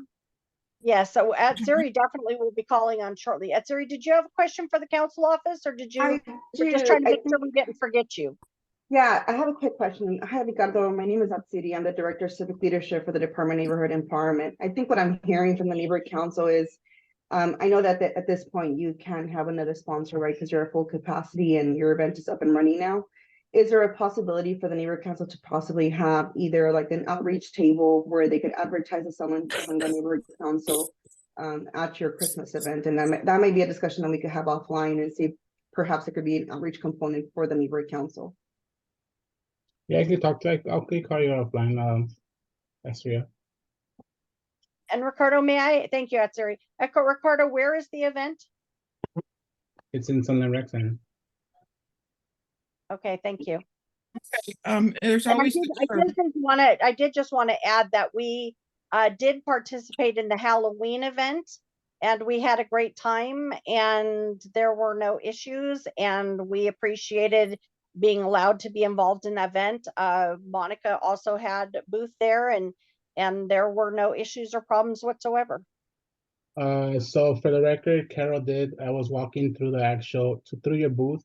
I was carrying an actual box, and she said, "What was I having? What was I carrying in that box?" And I said, "Coloring books." What coloring books? What does that make? Right. So it's not about, it's not about enemies. It's about community. So I think we understand your points, and we understand that you guys want to set up, and I could talk to the department directly to see if they want to figure how to do it. But definitely we're at full capacity. And if you want to participate next year, I'm more than glad to add you to the list and for next year's event. Thank you. I'm not sure I understood all that, but Pat Kramer is, Go ahead, Pat. I rarely make it to STNC meetings, so I'm glad I was able to log in. I was driving home from another meeting. Hi, Ricardo. It was good seeing you at the High Speed Rail meeting on Monday night, representing our community. I went there also to represent the Sunland Tonga community, and that's I am the chairperson of this Safe Streets and Transportation Committee, so this is a major transportation effort, and we hope that you'll, back us in our requirements for the California High-Speed Rail Commission to follow the standards we're requesting for not polluting our air and our water, because that could be a major pollutant, that project. And we have very clean air in our community. That's what we're known for. And a lot of people who live here have asthma and other problems. So I just want to alert you, Ricardo, to what the community stand has been, because you weren't here when they first came in.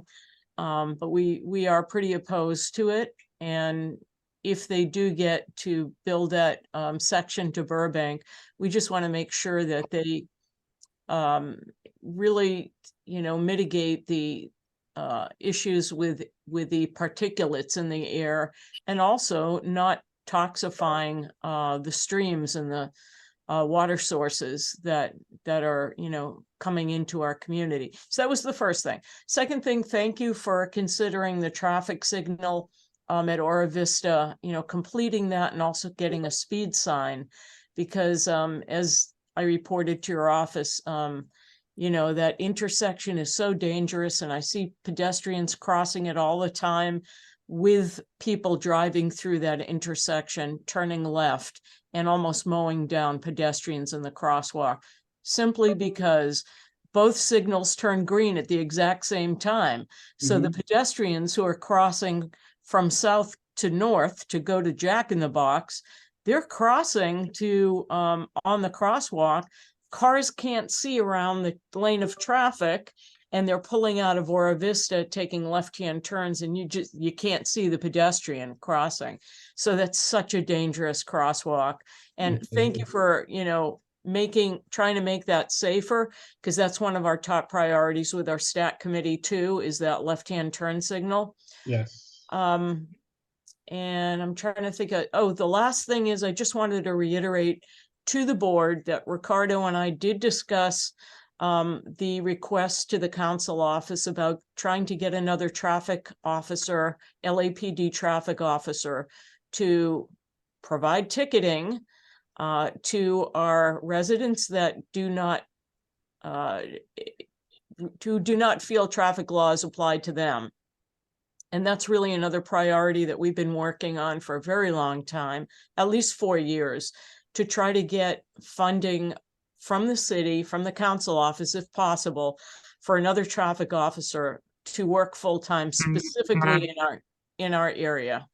So I just wanted to reiterate that Ricardo and I did have a conversation, and Ricardo did tell me he would look into it, and he does have the letter, the motion that we passed, and the letter we sent to the council office. So those were the 3 points I wanted to make. Thank you very much for giving me time. No, thank you, Pat. So that was the first meeting I attended with the high speed rail, so I'm really looking into it myself to kind of get more familiar with the project. So definitely, it was a really informational meeting that we attended. I'm on your side when it comes to Oro Vista and Foothill, because one, that is a dangerous, and that's one of the highest, especially on Foothill Boulevard, that's one of the highest pedestrian crossings, because we have that school there. So definitely we're looking forward to breaking ground on that new left turn pocket that's going to be making a left turn onto from Foothill to Oro Vista. That's part of the Vision Zero program that we have. It's already fully funded. We're currently working with BOE to kind of do the ADA requirements. So definitely that's still in the works. And trust me, we're trying to, and the more traffic mitigation issue improvements we bring to Foothill, It's a huge, it makes a huge difference. It does slow traffic down. And I think that's our one of the priorities for this area, right? Is how do we reduce traffic on Foothill and avoid all the accidents that we have, right? So I think with the new additions that are coming into Foothill within that pedestrian activity signal, that's gonna change a lot. That's one of once that actual intersection gets completed, every intersection from Foothill is gonna have either a full signal or an actual pedestrian activity signal. So it's just the enforcement comes in, right? I think Officer Godoy and I were talking about, it's driver education, right?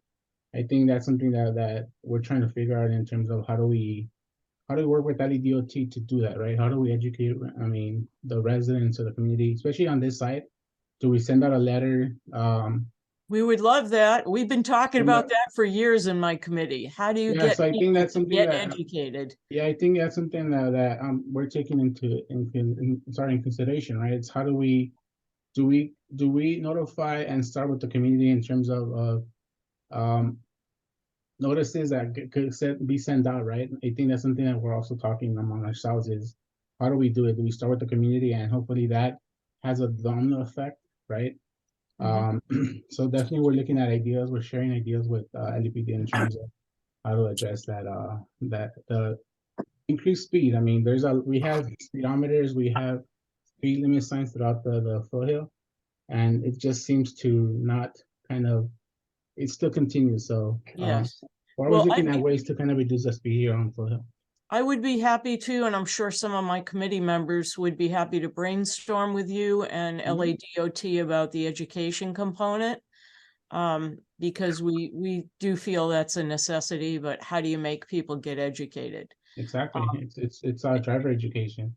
It is driver education. Unless we could get a billboard with some, messaging about slowing down, that would be helpful too.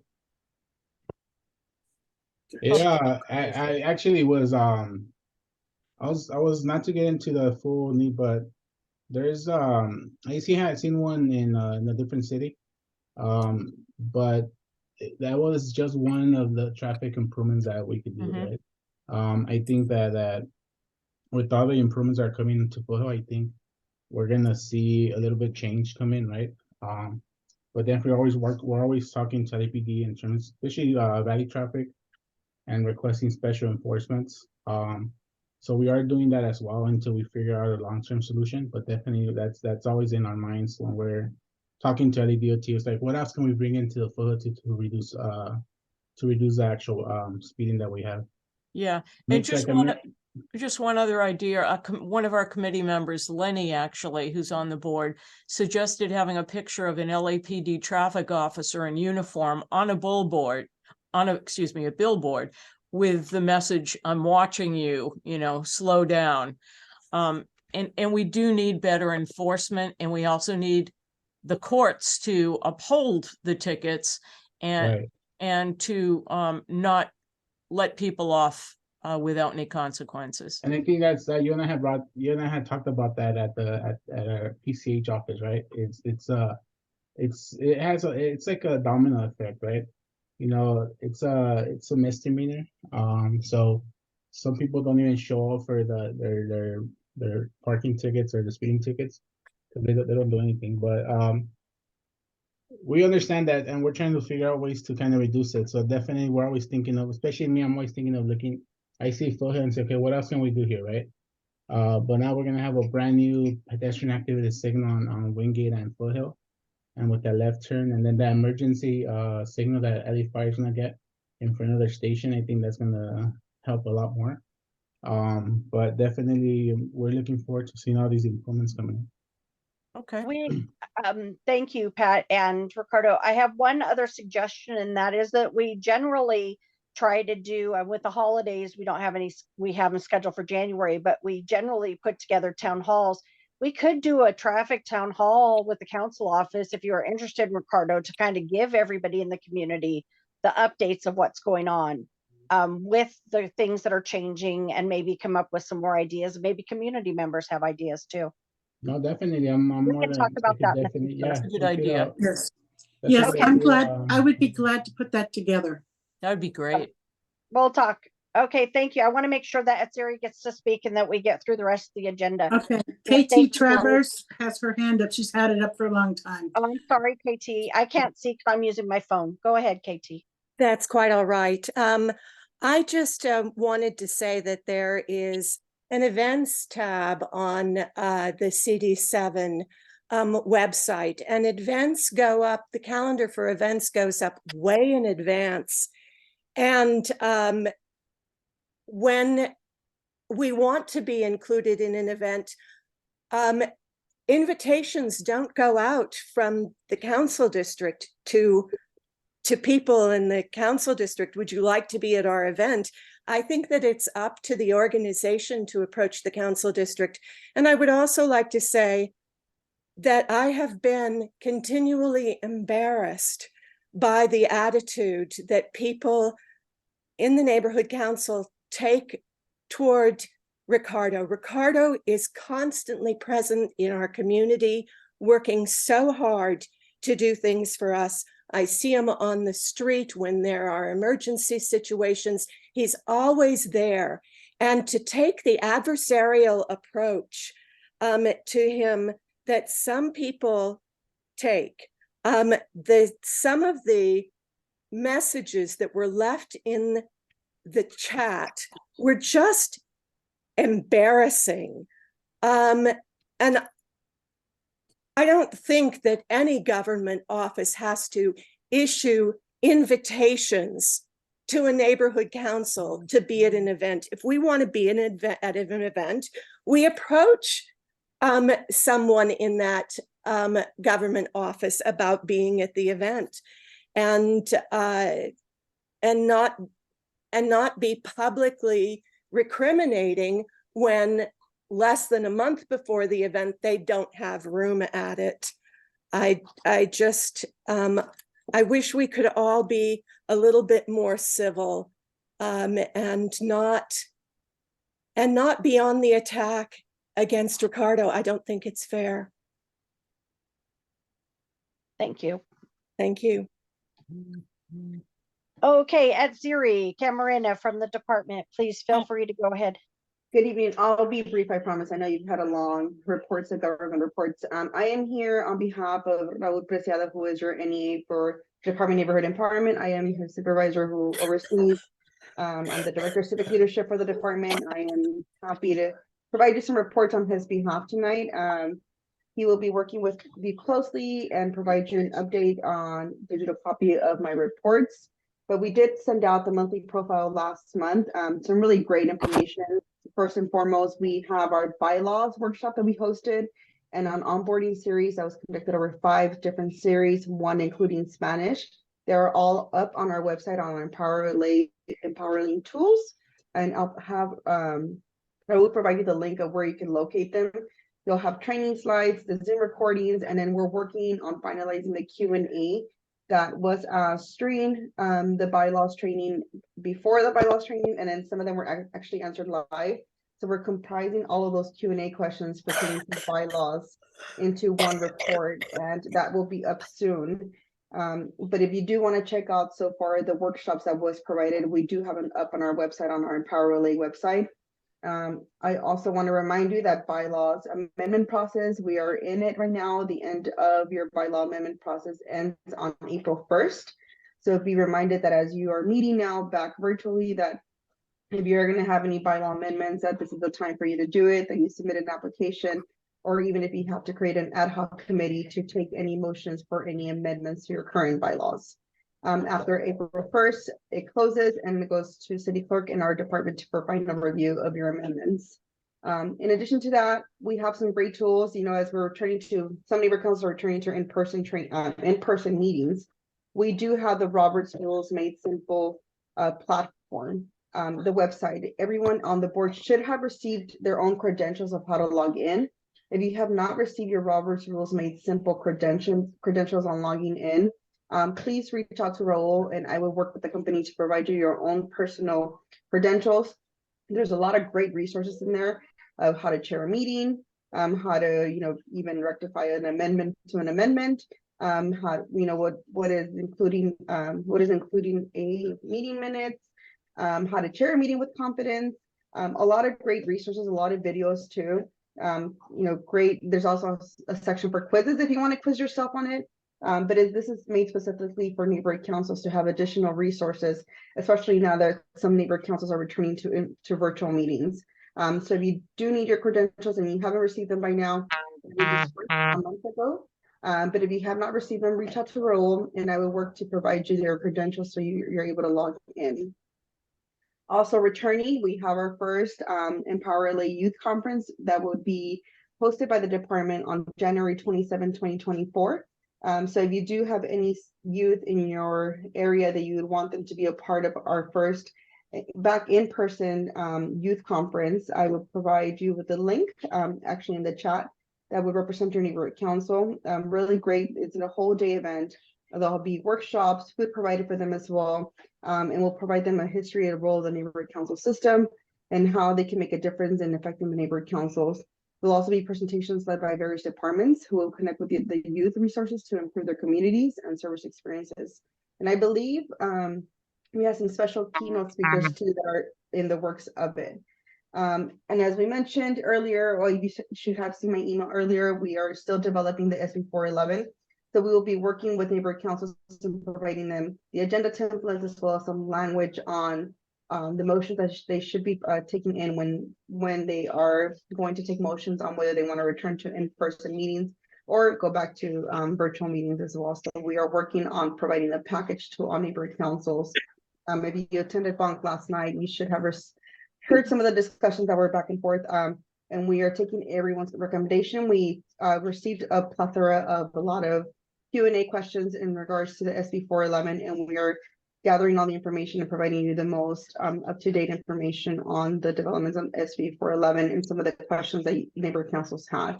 And the EIS portal, if you have trouble accessing it or if you don't have any filers, please reach out to Raul so we can provide you with access so you're able to start submitting your CIS letters onto the system. Other than that, I'll take any questions. I want to thank you for having me here tonight on behalf of Raul. And thank you for allowing me to take some time. I know that we've been on this call for a while now, but I'll be here for the rest of the evening as well. We thank you, Etzeri. We really do. Any other questions for Etzeri? Cindy, I can't see, so any hands raised? Yes, Gerardo and Glenn. Okay. Well, thank you, Cindy. I have a couple of questions. The first one was about the traffic that we had before with that. I think it would be a good idea to have one of those ratings, Ferraris or BMWs that are crashed as display on Foothill Boulevard. I'm sorry, Gerardo. I believe that question may be for the councilwoman's representative Ricardo. I don't believe I touched base on the traffic lights. Gerardo, no, that was I had my hand raised when they were talking about it. We tried to get all the hands. I'm sorry, Gerardo. That's okay. Did you have any questions for the Dunn representative? No, I actually had one for you. For me? Yes. Okay.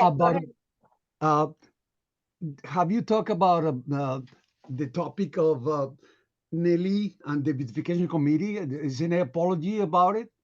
About all the hiccups that it was presented to you in the emails that were no response to before anything goes in a different direction?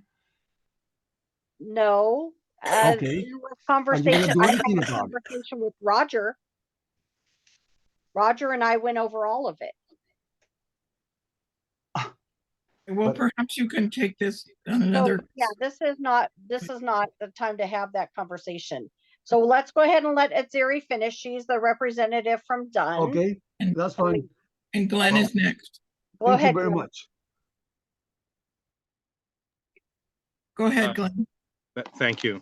Um, Thanks, Atsuri, for the report. I didn't catch the name of the thing you mentioned that you're the supervisor of. Is it a name different than Raul Preciado? The NEA for Sunland Tahunga, but unfortunately he was unable to attend tonight's meeting, so I'm here on his behalf.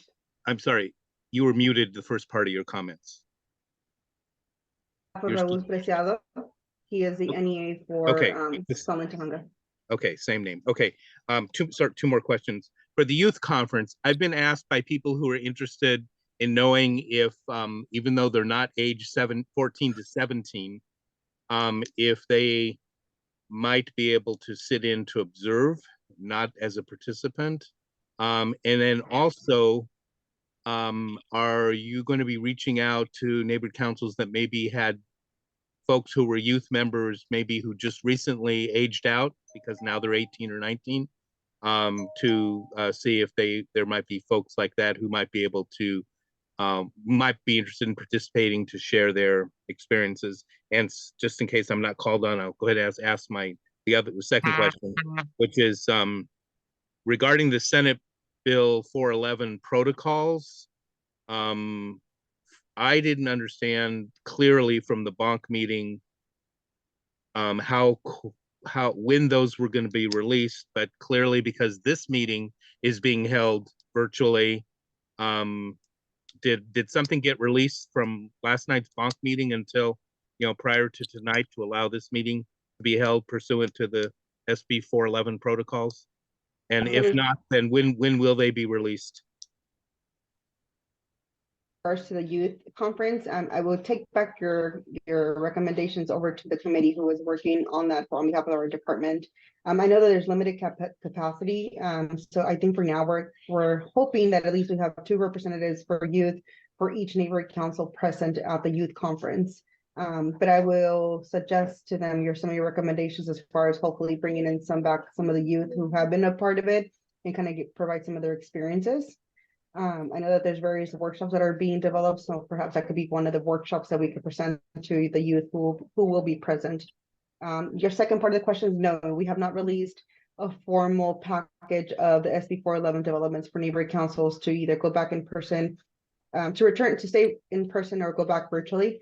However, with the Sunland Tahunga Neighborhood Council, when they did do their justification on their October meeting, did requirements, which is the 2/3 of their votes was present when they did do it. So given that their agenda had already posted, we allowed the neighborhood council to conduct their meeting virtually today. Okay, thanks. So you're allowing neighborhood councils to have voted prior to the city council voting? Only in this case right now for Sunland Tahunga, we're taking a case by case scenario because we have to overlook their agendas, their meeting minutes, votes, vacancies. So there's a lot that goes into ensuring that they have fulfilled the requirements for each neighborhood council. Thank you. Atsuri, I would also like to add for Glenn, the fact that we had no meeting location. We had nowhere that we could meet for our board meeting. And we had already voted not to have a December one. So we would not have been able to meet at all till January. And then we still wouldn't have had a meeting location. So we had voted in advance for it to go into effect as soon as the city council voted. And we did include the Senate bill information. And we had requested from the department to get the wording for the agenda. We were told by Raul that there was no wording available. And then Vanessa said last night at the bonk meeting that the wording was available. And that's why we knew we could go ahead because they had just not provided it, but we had requested it. And I felt that we didn't have a choice but to have the meeting anyway. And I was grateful that the department let us because it is going to be helpful to the department to work out the bugs on a couple of them before it becomes the bigger issue, like the technology issue, because this is the first time we had to go with all of our cameras having to be on, for example. And some of us, like me, my computer camera doesn't work, so I had to do it by phone. And we had a couple other members who had the same issue. We have one board member who's meeting half on computer and half on her phone. because one sound work and one camera works. So I think that this information is going to be good feedback for the department to help other neighborhood councils be able to function in getting back to the virtual meetings faster.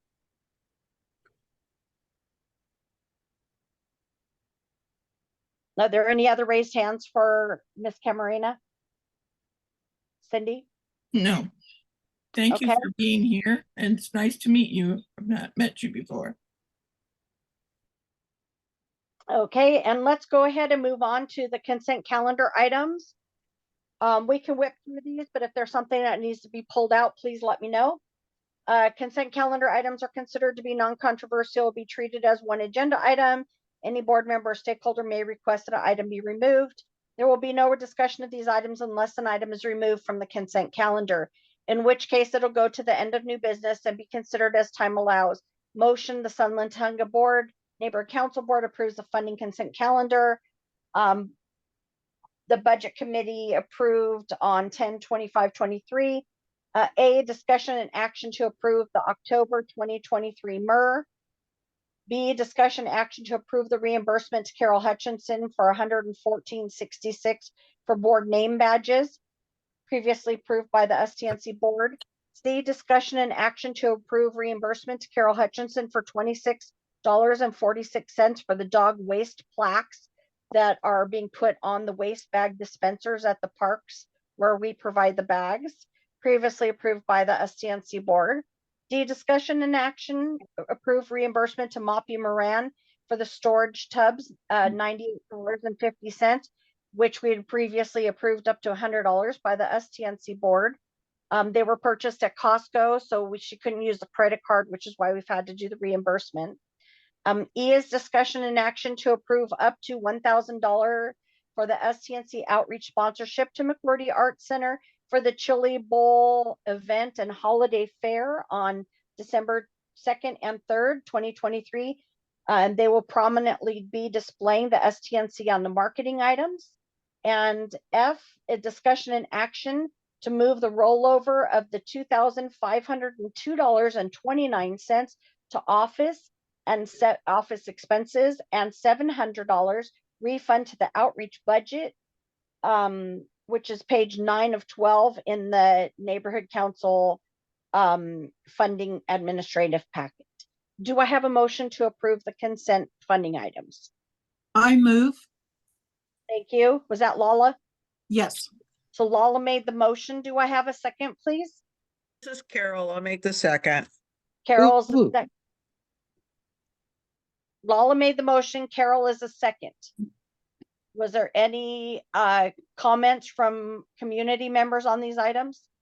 Anything that needed to be pulled out or anything from a board member? May I say something about it? Yes, if it's about pulling an item out. Only if it's only up to pull an item out? Yes. Then I don't have a comment. Okay, then we'll go ahead and call for the vote. Lydia Grant, Yes. Lala Rowe, Yes. Moppy Moran, Yes. Carol Hutchinson, Yes. Cindy Claycorn, Yes. Karen Moran, yes, Lenny Freeman. Lenny? Lenny here? Don't see Lenny here. Okay. KT Travers. Not qualified to vote on this. Okay, thank you. Sherry McCoy. Yes. Mike is absent. Peter Dereketchian. Yes. John Van Gunten. Yes. Belinda's out, Trevor's out, Mark Siegel, Yes. Russ Herman, Yes. Cheryl and Chris are absent, Nina Royal, Yes. and Vartan Kishish. Yes. Okay. So we have an one ineligible and 13 yeses. Okay, thank you. We actually have a couple of ineligible. We have KT is ineligible, and also Cindy, who's the other one that's ineligible? Peter. Peter is Oh, ineligible. Okay, Peter is, okay, thank you. Okay, moving on to the consent calendar items for non-funding. No, consent calendar items are considered to be non-controversial, be treated as one agenda item. Any board member stakeholder may request that the item be removed. There will be no discussion on these items unless an item is removed from the consent calendar. Okay, a motion that the STNC board approves the non-funding consent calendar. The items are A, motion to approve Nina Royal as a member of the Budget and Finance Committee, recommended by the STNC Budget and Finance Committee on 10/25/23. B, approve the LUC recommendations to add Peter Darkagian to the LUC or Land Use Committee. C, approve the October 2023 STNC board meeting minutes. D, approve amendment to the August 30th, 2023 board minutes. E, discussion and possible action to approve the community impact statement regarding holding STNC board and committee meetings in accordance with Senate Bill 411. This is just a reaffirmation of the vote that we took, and which is the two council files 231113 and 231114, and the STNC to return to Zoom teleconferencing meeting due to lack of meeting locations. Because one of the things that we still need to do is to send a letter to the city council as to why we'd like to go back to using the virtual. And then F, approve the outstanding STNC board minutes that were not previously approved. Do I have a motion to approve those items? I move. Thank you. KT is the mover. Do I have a second, please? I second. Thank you. Lala was the second. And Karen, can you go ahead and call for I the sure vote? can. Okay, Lydia. I'm sorry, Lydia wait, Grant. before I do that, wait, Karen, before I do that, is there any item that needs to be pulled? If so, please raise your hand. So Lydia Right. Glenn has raised his hand in the audience. I don't know. I just now Sorry. saw Who has? Glenn. Okay, Glenn, did you have an item you wanted us to pull? No, but I wanted to let you know that on letter E, there's a typo. It's missing the last two digits of the second council file on the last line. I believe it should be 230002-S, and then there's the missing numbers, I believe, are 17. Oh, okay, thank you. Cindy, can you make a note of that? Thank you, Glenn. Okay, we'll go back. We have a first and a second. Karen, go ahead and call the roll. Okay. Lydia Grant, Yes. Lala Rowe, Yes. Mabi Moran, Yes. Carol Hutchinson, Yes. Cindy Claycorn, Yes. Karen Moran, yes. Lenny Freeman. No, honey, huh? Okay, KT Travers, Yes. Sherry McCoy, Yes. Peter Darakshian, Yes. John Van Gutten, Yes. Mark Siegel, Yes. Russ Herman, Yes. Nina Royal, Yes. and Barton Kashish. Yes. Okay, Thank you very much. We have a couple of CISs we have for tonight. We had a lot more, but we went ahead and narrowed it down to keep the meeting shorter. And then we have land use projects. If we start getting bogged down in these, we'll move to the land use projects. Is Patty still here? Is Patty Potter still here? Cindy, can you see No, her? I don't see her. Okay, if she was here, I would do those first, actually. Okay, so these should be, we try to keep ones that would be pretty simple.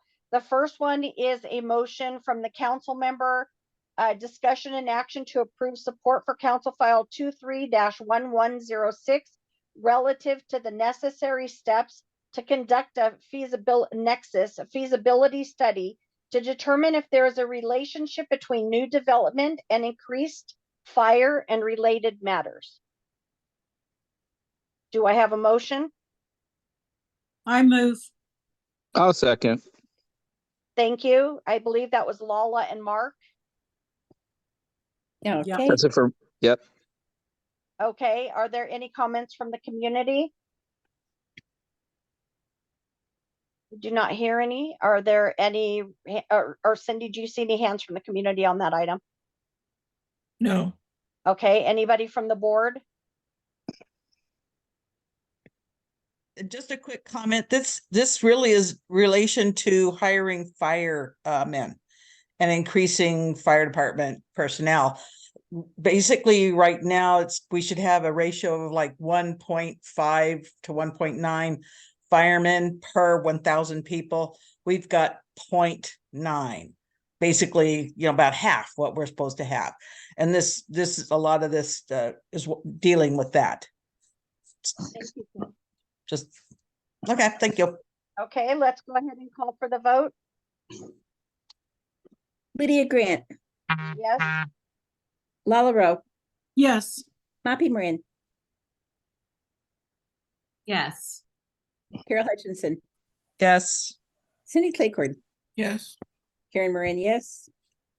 Lenny Freeman is not here, I guess. KT Travers, Yes. Sherry McCoy, Yes. Peter Durakshian, Yes. John Van Gunn, Yes. Mark Siegel, Yes. Russ Sermon, Yes. Nina Royal, Yes. and Vartan Kashish. Yes. Okay, all votes 15. Thank you. Motion passes. Moving on to item 10, discussion and action to approve a non-support for Council File 23-1008 regarding immediate and indefinite moratorium on breeding permits. This would mean that nobody could breed a purebred animal. There would be no, or any animal or any dog or of any kind. There would be a moratorium on breeding permits. So I'll move. This is Cindy. Cindy moves. Do I have a second? I'll second. I This will. is Carol. Carol seconds. Are there any comments from the community on this item? If so, please raise your hand.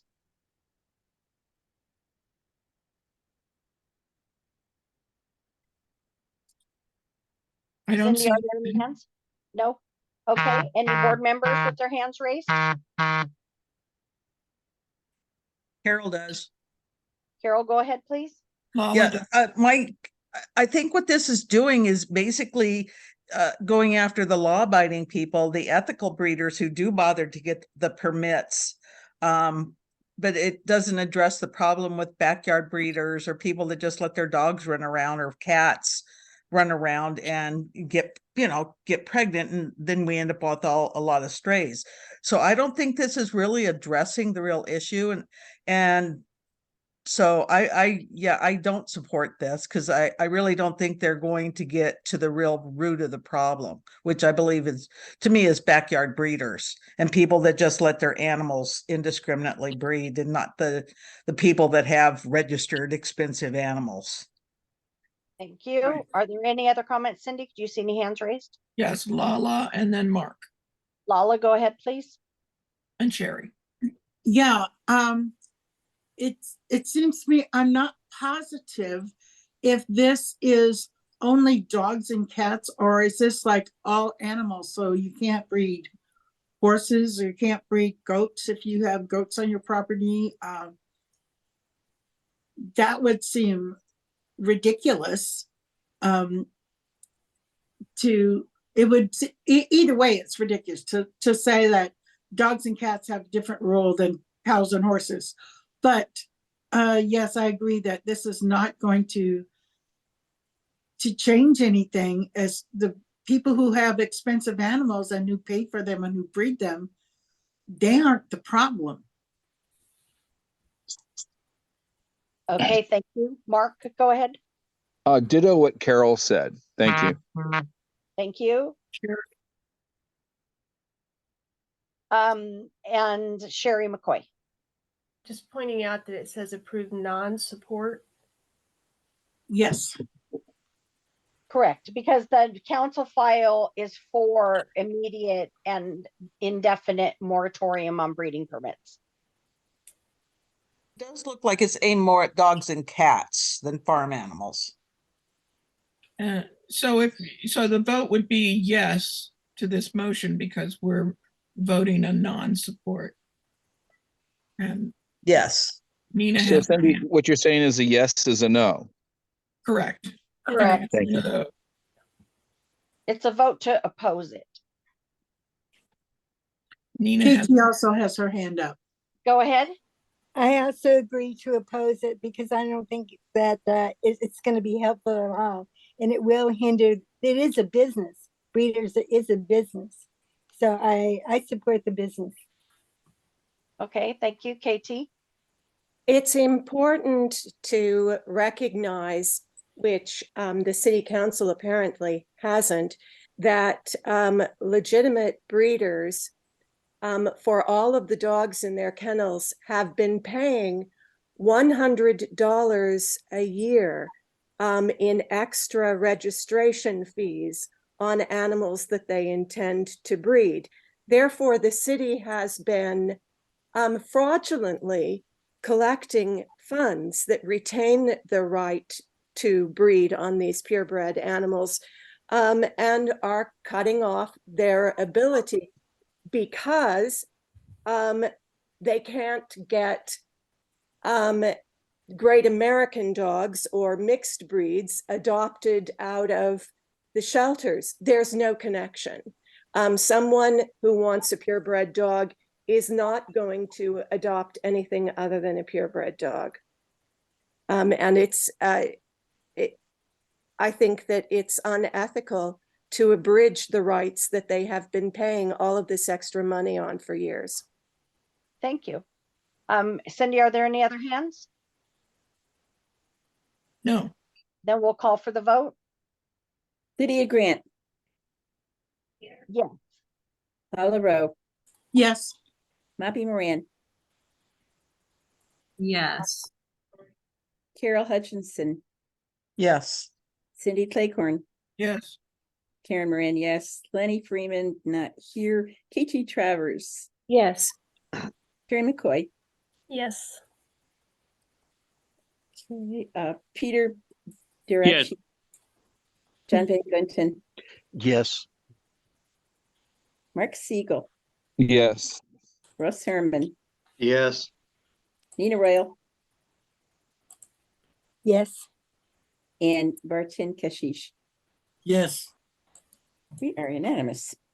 Thank you. Motion passes. Okay, I'm going to read this one quickly. You guys were sent this one, but I want to just read through it quickly. Basically, this is a discussion and action to approve a community impact statement against Council File 21-0002-S13. That was regarding the Whiteman Airport closure. So this is against closing the Whiteman Airport. This was Pacoima Community, which is where it's located. November 12th, 2020, single engine plane crash, public safety, air pollution, toxic emissions. That's what was initially put in the community impact statement. But the STNC supports the Arleta Neighborhood Council statement that says, we write to you to oppose the closing of Whiteman Airport. Whiteman Airport is a vital part of the East Valley community, offering non-ubiquitous commercial, social, and youth programs. The activities carried out at Whiteman Airport are of critical importance for the commerce, safety, education, and enrichment of the community and are unique to the Whiteman Airport in the San Fernando Valley. The following include activities hosted as reported by the LA County's website: community benefits, general aviation products, services and facilities, business, corporate travel, aircraft carrier, air taxi, flight training, personal flying, recreation and training, utility, pipeline patrol and inspection, aerial surveying and observation, aircraft storage and aviation businesses, aircraft fueling, maintenance, repair and rental, sale of parts and supplies, emergency preparedness and response, and aerial fire fighting support utilized by LA County Fire, U.S. Forest Service, and other support agencies. Law enforcement, national security, disaster relief, search and rescue, civil air patrol, U.S. Air Force, Auxiliary Squadron 35 is based at the airport. Community services and facilities and aeromedical, air ambulance flights, news, weather, and traffic reporting, events, the annual airfare, airport tours, etc., youth organizations, educational programs, aircraft viewing area, and meeting facilities, destination and special events. The airport directly supports approximately 246 jobs, accounting for the multiplier effect. The airport creates roughly 412 jobs with associated labor income of nearly $19 million annually. Economic impact of the airport and the surrounding communities benefit from the estimated 54.5 million in total airport related direct and indirect and induced spending each year. This is a motion to stand against the closing of Whiteman Airport. And when there are issues, and I could just, so first of all, do we have a motion? I move. Lala. I second. Nina seconds. So I can just tell you, when somebody in our community says, I think I see smoke, that's where the planes or helicopters are coming from to go look to see where the smoke is.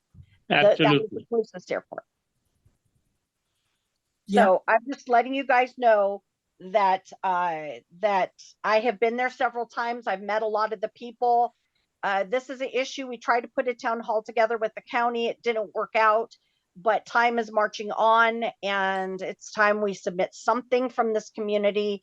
So please, we have a motion and a second. Are there any comments from the community members? If so, please raise your hands. Then Cindy, do you see any hands raised? I do not. Okay, are there? I'm sorry, one, Lionel. Okay, Lionel, go ahead and speak. Yes, thank you, Ms. Claycorn. Thank you, Madam President. I live nearby the airport. I understand the importance of it because at the beginning I was like for closing it, but then after hearing arguments, I understand why it's essential to keep it open.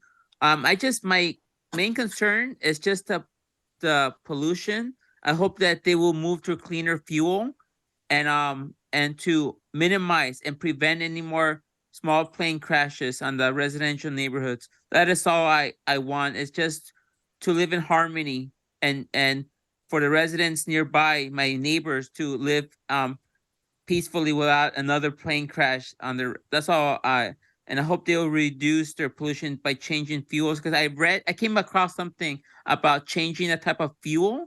I forgot what I read, but maybe you know more than I do because you're very analytical. But thank you. I just hope that they will move on to cleaner fuel. That's all. That's my position. Thank you for the environment. Yes. So, Cindy, are there any other comments from community members? No other community, only Nina's next is on the. Okay, Nina, go ahead, please. I would suggest that they have a law for any of the real estate people in the area, anyone that rents out apartments and that kind of thing, that they do full disclosure before they rent to people so that they know that they are moving into an area that they may consider toxic, because that airport was there way long before it was ever developed. The area was developed. The same thing with Grand Central. And I agree with the former speaker that there could be things that could be done as far as the gasoline and trying to minimize any kind of toxicity. But that's a disaster waiting to happen if they take that airport out. We really and truly need it for the entire valley, for fire suppression, and also any other kinds of emergencies that we need the airfield for. So for that reason, I will not support it being closed. Thank you. Thank you. Any other comments from board members? Lala, go ahead. Yeah, I just want to reiterate the number of things that airport gets used for. Like, for instance, it says medical flights. I'm often in the Hollywood area right next to the Children's Hospital. And there's some days when I'm down there, as many as 5 helicopters coming in, bringing kids for urgent emergency care. That's one single example. And that's where those helicopters come from, that are sent out to like pick a kid up out of an accident and getting them into emergency surgery, or getting from one hospital to another. These kind of services that are, you know, in the long list of things, there's all kind of these situations that would be definitely damaged if we close this airport. It is vital to our society, to our community. Thanks. Thank you. Was there any other hand, Cindy? No. I'd like to make a couple comments. KT's hand is up. Oh, She's not okay. using her automatic hand. She's sticking her hand in the screen. Right. Sorry. Okay. No, that's okay. Go ahead, KT. I just wanted to emphasize the member of the community who lives near the airport, his feelings about the pollution that is created by the airport. And I was planning on voting no on this, but I would be willing to vote yes on it if we added a statement to it, making a condition that they change, that all flights out of this airport change to a cleaner fuel. So now I was going to make a comment, so let me make the comment, and then you can decide if you want to make an amendment to the motion. And that is that they are already switching the planes over. There's new regulations, and that's actually one of the airports that's been chosen as a pilot program to use the fuels that have less toxins in them.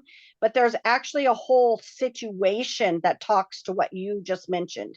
And that is, I can't remember the exact flight heights, but I'm just going to give you 2 examples. Say, for example, because it's an airspace above an airport, that it has a 15,000 foot flying level. So the planes flying into Van Nuys and Burbank have to stay over 15,000 feet, because those smaller planes there are taking off and landing. If they close Whiteman Airport, then the bigger planes that are going into Burbank and Van Nuys can now fly at 5,000 feet, bringing those toxins from the much bigger planes much closer to the ground and the air pollutants. So even just closing the airport will cause a huge increase in air pollution for that community. They don't even realize it. It's not just the gas, it's the noise pollution. It's the vibration on their windows. And so closing that airport is a horrible environmental issue alone before you think about anything else. The other thing that's really critical about that airport is, in the event of, say, a war, say we were bombed, say we have an earthquake and it levels a lot of the valley, that's the only way they're going to be able to get in emergency supplies is through the airports. If the roads are down, they'll be able to helicopter them in. We need to keep opportunities open for us to get emergency supplies. So that's just another reason why that I've always personally been a supporter of keeping the airport open. But just wanted to thank you, KT, for what you said. And did you want to make an amendment? The council file we have is to support the letter written by Arlita. Do we want to change that, or do we want to leave it? You muted. Thank you. I would like to add that that as a condition of support, that we recommend that Arlita amend their letter to include a request for use of the available cleaner fuels. Okay, so the letter is going directly to the council file. Ooh. So then, Cindy, can you write this down, or Karen? So I'm just making sure. So So KT, your amendment would be, I'm just checking, if it's wrong, tell me, that KT would like to make an amendment that the airport switch over to fuels that are less toxic to the community. Available fuels. Yes, available fuels. Okay, is that Got it.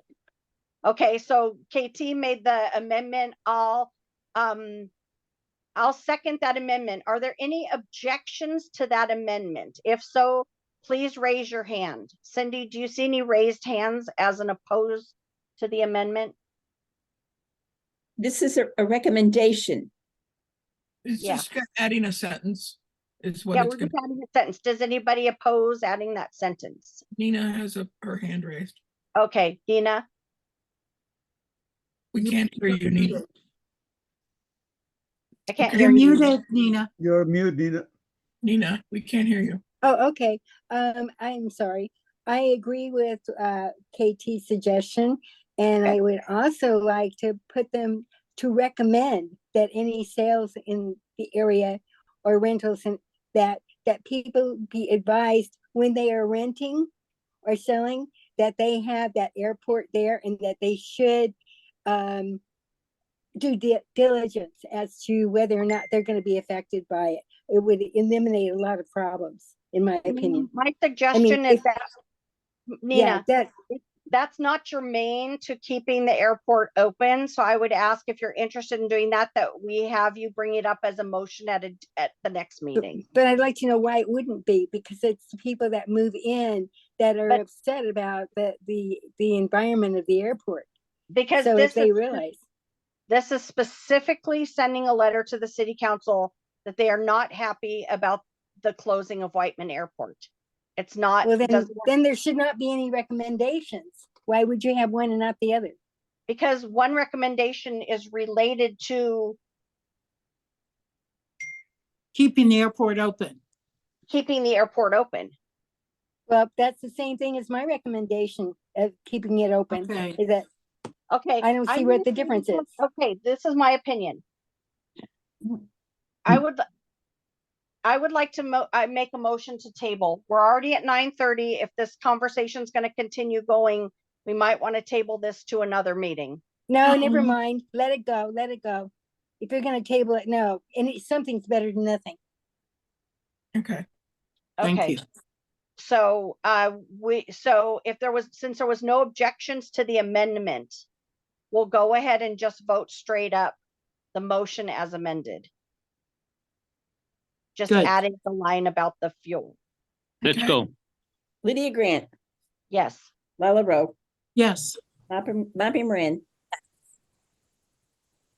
Bobby? We can. Yes. Carol Hutchinson. Yes. Cindy Claycorn. Yes. Karen Moran, definitely yes. Lenny's not here. KT Travers. Yes. Sherry McCoy. Yes. Peter Direction. Yes. John Van Gutten. Yes. Mark Siegel. 5 yeses. Russ Herman. Yes. Nina Royal. Yes. And Vartan Kishish. Yes. Okay. They're Thank anonymous. you. Motion passes. So I'm only giving you updates on the next few items. We do not have to vote for them, but you need to know about them. 76, these are all land use. 7665 McRae, the subdivision into 7 single family dwelling units. They are going to be rescheduling another meeting with the owner developer. Over 40 neighbors attended the October 16th land use committee meeting. B is 9604 Hillhaven. It's the addition to a 2-story home and relief from a 20-foot widening of the street. It's tentatively scheduled for November 20th. C is 10156 and 10158 Hillhaven. Is demolishing 4 single-family homes and replacing with a new 3-story 19-unit apartment building with 21 parking spaces. The project has been withdrawn, and 10 is not a number. 10003 Commerce Change of use from video store to trampoline jump club, tentatively scheduled for November 20th meeting. So I just wanted to bring that to your attention. Let's see. Oh, item 13, discussion of possible action, just to update on the new code of conduct. The Bonk Commission, Board of Neighborhood Commissioners, was voting on a new version of the code of conduct that did pass it last night at the meeting. The vote was 5-0. Thank you, Glenn, for letting me know that. And we'll have a new version of the code of conduct. I don't like it. I don't, the one we had was fine. I don't like the new one, but that's just my personal opinion. But it is going to be mandated for all board members and community members to sign the code of conduct, which is why some of you, like Kathleen, if yours isn't ready to be signed yet, or the other ones who haven't done that yet, don't bother, because you're going to have to sign the new one. And I'm not going to let them remove you from the board for not signing the old one again. That would be foolish. So as soon as we get that, we'll get that out to everybody. That's also why I haven't had any of the committee members sign the old one yet, because we knew this was coming. Moving on to committee and liaison reports. Katie had her hand up. I'm Katie had sorry, her hand up. Katie, I'm using my phone, so I can't see anything. I'm just talking to the little bitty box. So please go ahead. Well, this was just because we had ended the impact statement section, and there had been a letter from Urban Forestry that somebody had applied to tear down a tree. And they said that they really wanted us to reply within 3 days. Yeah. That's, can we bring that up under general comments pretty Sure. soon here? Absolutely. Actually, let's go back, because I was just starting to go. Let's go back to land use, Cindy, and go ahead and bring it up. Well, it's a new feature. Well, it's been around for a long time, and finally we saw one of these. When I read it, it appears to be in a sidewalk, public right of way, that they're going to tear down these trees and replace and move a tree a little bit over. So if the board, they want responses from the board, and I would really love to see us respond to these. That makes the more, makes this whole process more involved.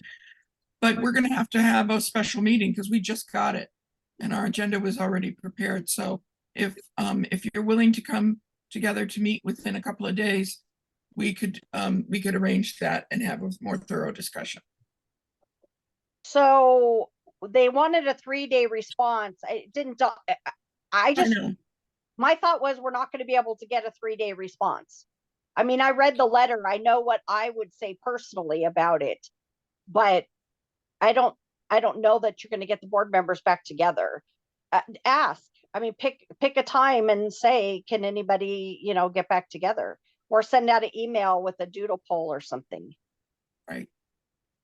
Can I just ask a quick question? Yeah.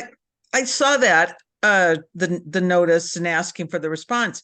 I can't remember what the type of tree was though, but is it a protected tree? I didn't think it No, it was a silk floss tree, and but the weird thing is that they want to replace it with 2 very small trees across the street. So that screams to me right away that somebody just wants to get rid of this tree because their curb is cracked instead of fixing the situation. And they want the trees to go somewhere else. Yeah. Okay. Thank you. We should talk about it more. And don't forget, there's the mayor's meeting also coming up, and this is another possible opportunity. Yeah, the infrastructure meeting. And I know that you guys should have all received emails on that. As many of us can go, should try. The thing is this has been one of the issues that neighbor councils have had for a long time, because the tree people want a response in 3 days. We can't respond in 3 days. The only way we could do that, and we would have to discuss it, and not Ziri, unless you have any suggestions, is if we actually, and I don't even know that we could do it, is to appoint somebody who could respond to them. Because otherwise there's no way we can put together a meeting in time to do it. I think it's a serious matter and should not be rushed. Do you mind if I share screen and show you a picture of the tree? Sure. Great. Screen sharing's disabled. I like that picture though. Oh, it should work for you. Why doesn't it work for you? Let me. It says host disabled participant screen Oh, sharing. okay, so I'll fix that now. Go ahead. Okay. Oh, now screen sharing went away altogether. She really fixed it. Yes. No, it's there. Fixed your wagon, Katie. Oh, No, I have a to different try it menu. again. Okay. Okay.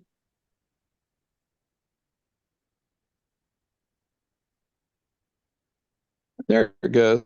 And there you can see the tree, and the tree's roots do not need to be shaved. The person is clearly upset about this area.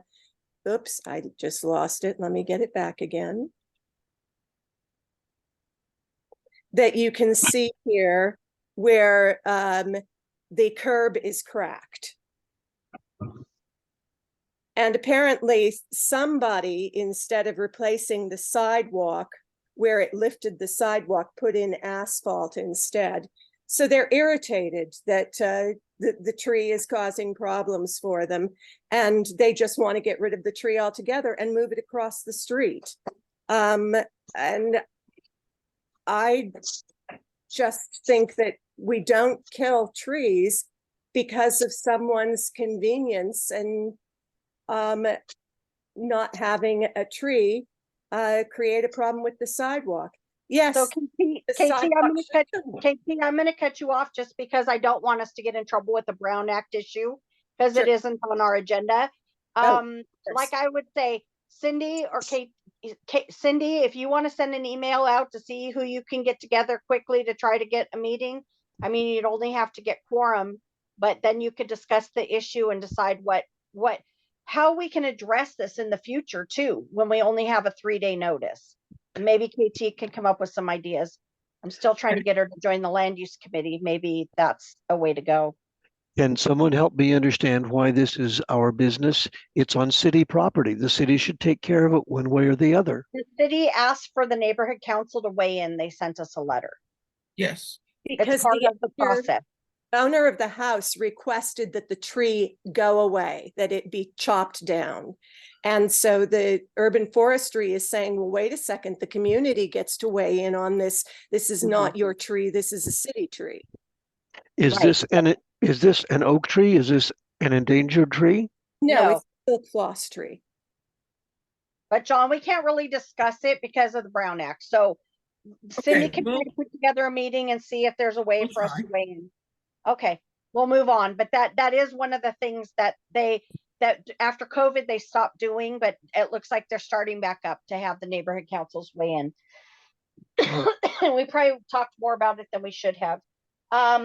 First of all, any committee reports? Anybody want to give a committee report?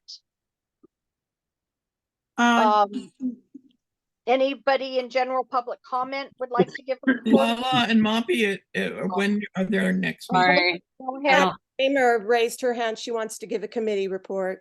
Okay, go ahead. Hi, everybody. Yes, I am happy to say that my committee is 4 people strong, but we really would like some more community involvement. So we are looking for additional members to our Safe Traffic and Transportation Committee. It's an 1.5-hour meeting once a month. It's the 4th Tuesday of the month. And we discuss any issues with LAPD traffic, with Council of District 7, LADOT, any issues that the community brings to us, and also ideas on how we can slow down traffic, improve our traffic stats, and prevent pedestrians from being run over in crosswalks and things like that. So we are looking for new members to our committee, and I am asking if anyone on the board or anyone attending this meeting would like to join our committee to please contact me. It's Pat at it's Pat Kramer, STNC @gmail.com. So my name, STNC@gmail.com, and no space between my first and last name. But I really would like more involvement. And then I just want to thank the board for all the great work you do. Thank you, Pat. Thank you very much. And then Lala, go ahead. Yes, I just wanted to give an update first on, well, SIGA committee, we were not able to actually hold the committee meeting last month due to the agenda not getting through approvals because there's new templates for going back to in person. And now we're going back to virtual. So it's nothing that I sent through got approved, but we're going to try it again. We're going to have in a week from tomorrow, our community improvement government affairs meeting. Ross, I specifically would like you to attend, and anybody who has anything that they think needs to be looked at by a committee before it goes on to the next board agenda, please send me your data. On the Youth and Adult Education Committee, we're going to be having it next Thursday, a week from tomorrow in the evening, 7 p.m. Those will both be at McDonald's in Tahunga. And I would like to say that we have openings for both board members and stakeholders on that committee. And Pat, please get in touch with me because one of the things the youth committee does, or the education committee does, is puts on town halls to educate the community.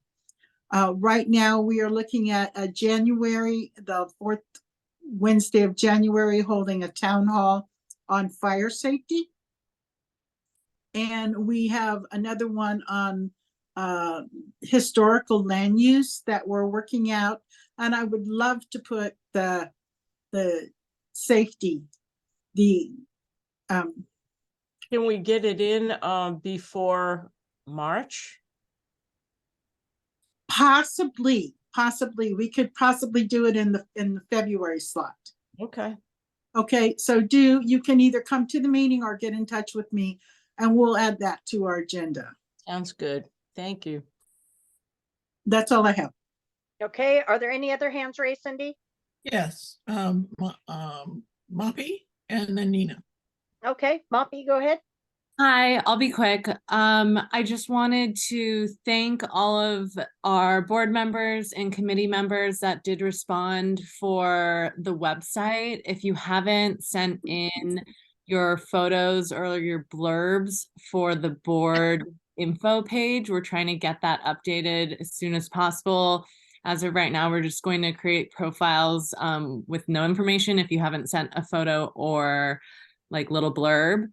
Thank you to Pat and Joe and Roger for their engagement from a committee chair side. We're really trying to re-engage with the committee chairs to gather information on their events and priorities or highlights to put in the newsletter and on social media. So I just want to keep reminding everyone every meeting, if you have information, if you have events, please email me and we'll get them up on socials. We'll get them in our newsletter. We have a constant ongoing kind of document that if it didn't make this newsletter, we'll make it in the next one. And then we will be putting together an outreach plan for the McGroarty Chili Fest, which is going to be on Saturday, December 2nd and Sunday, December 3rd. We were trying to put together an somewhat like internal STNC meet and greet just for board members and committee chairs and committee members to come together and meet and talk in person and just literally meet people face to face. So maybe we could potentially use the Chili Fest as kind of like a meet and greet either Saturday or Sunday at our table too.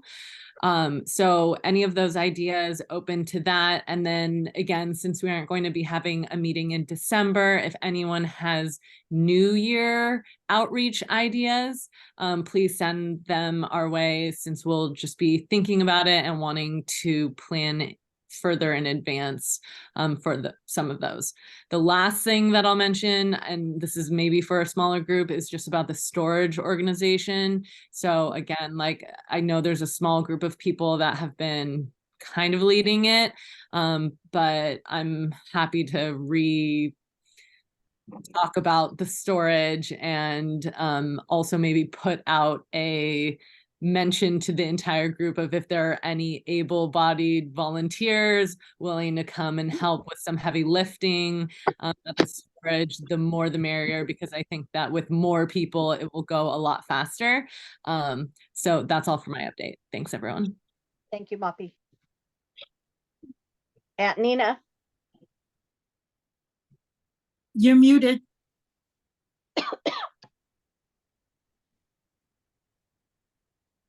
Called her Aunt Nina. Right. Hey, there we go. Am I the last one, or are there more after me? Just go ahead. Oh, okay. I'm still looking for people that now want to be part of our senior committee, because that's what I'm supposed to be, is the senior rep. And of course, I've been kind of out of commission, but I'm back. And I would really like to have a senior ball for around February or the end of February, but I need people. I'm not a one-man army. I used to be, but I'm too old for that now. And I do have a concern because the place that I wanted to have it at is in jeopardy of maybe not being there. And so I'm looking for ideas of where we could have it at.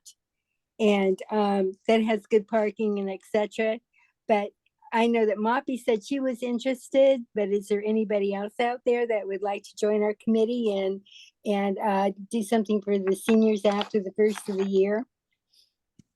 And while I'm at it, on a different subject, our go-to place, which has always been the Elks Lodge, is in danger of losing their charter.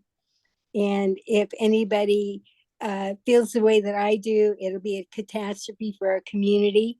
And it would be really nice if they could write letters of support of why they should keep the building open and available to us.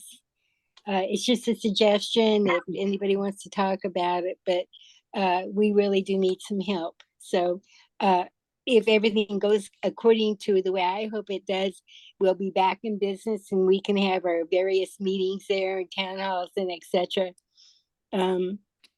I should disclose that I am an Elks member as well. So I'm advocating for them on behalf of the community. So we need some help. We need some letters of support of why they need to keep this open for the community as a whole. Thank you. Thank you. And so KT has her hand up. Go ahead, KT.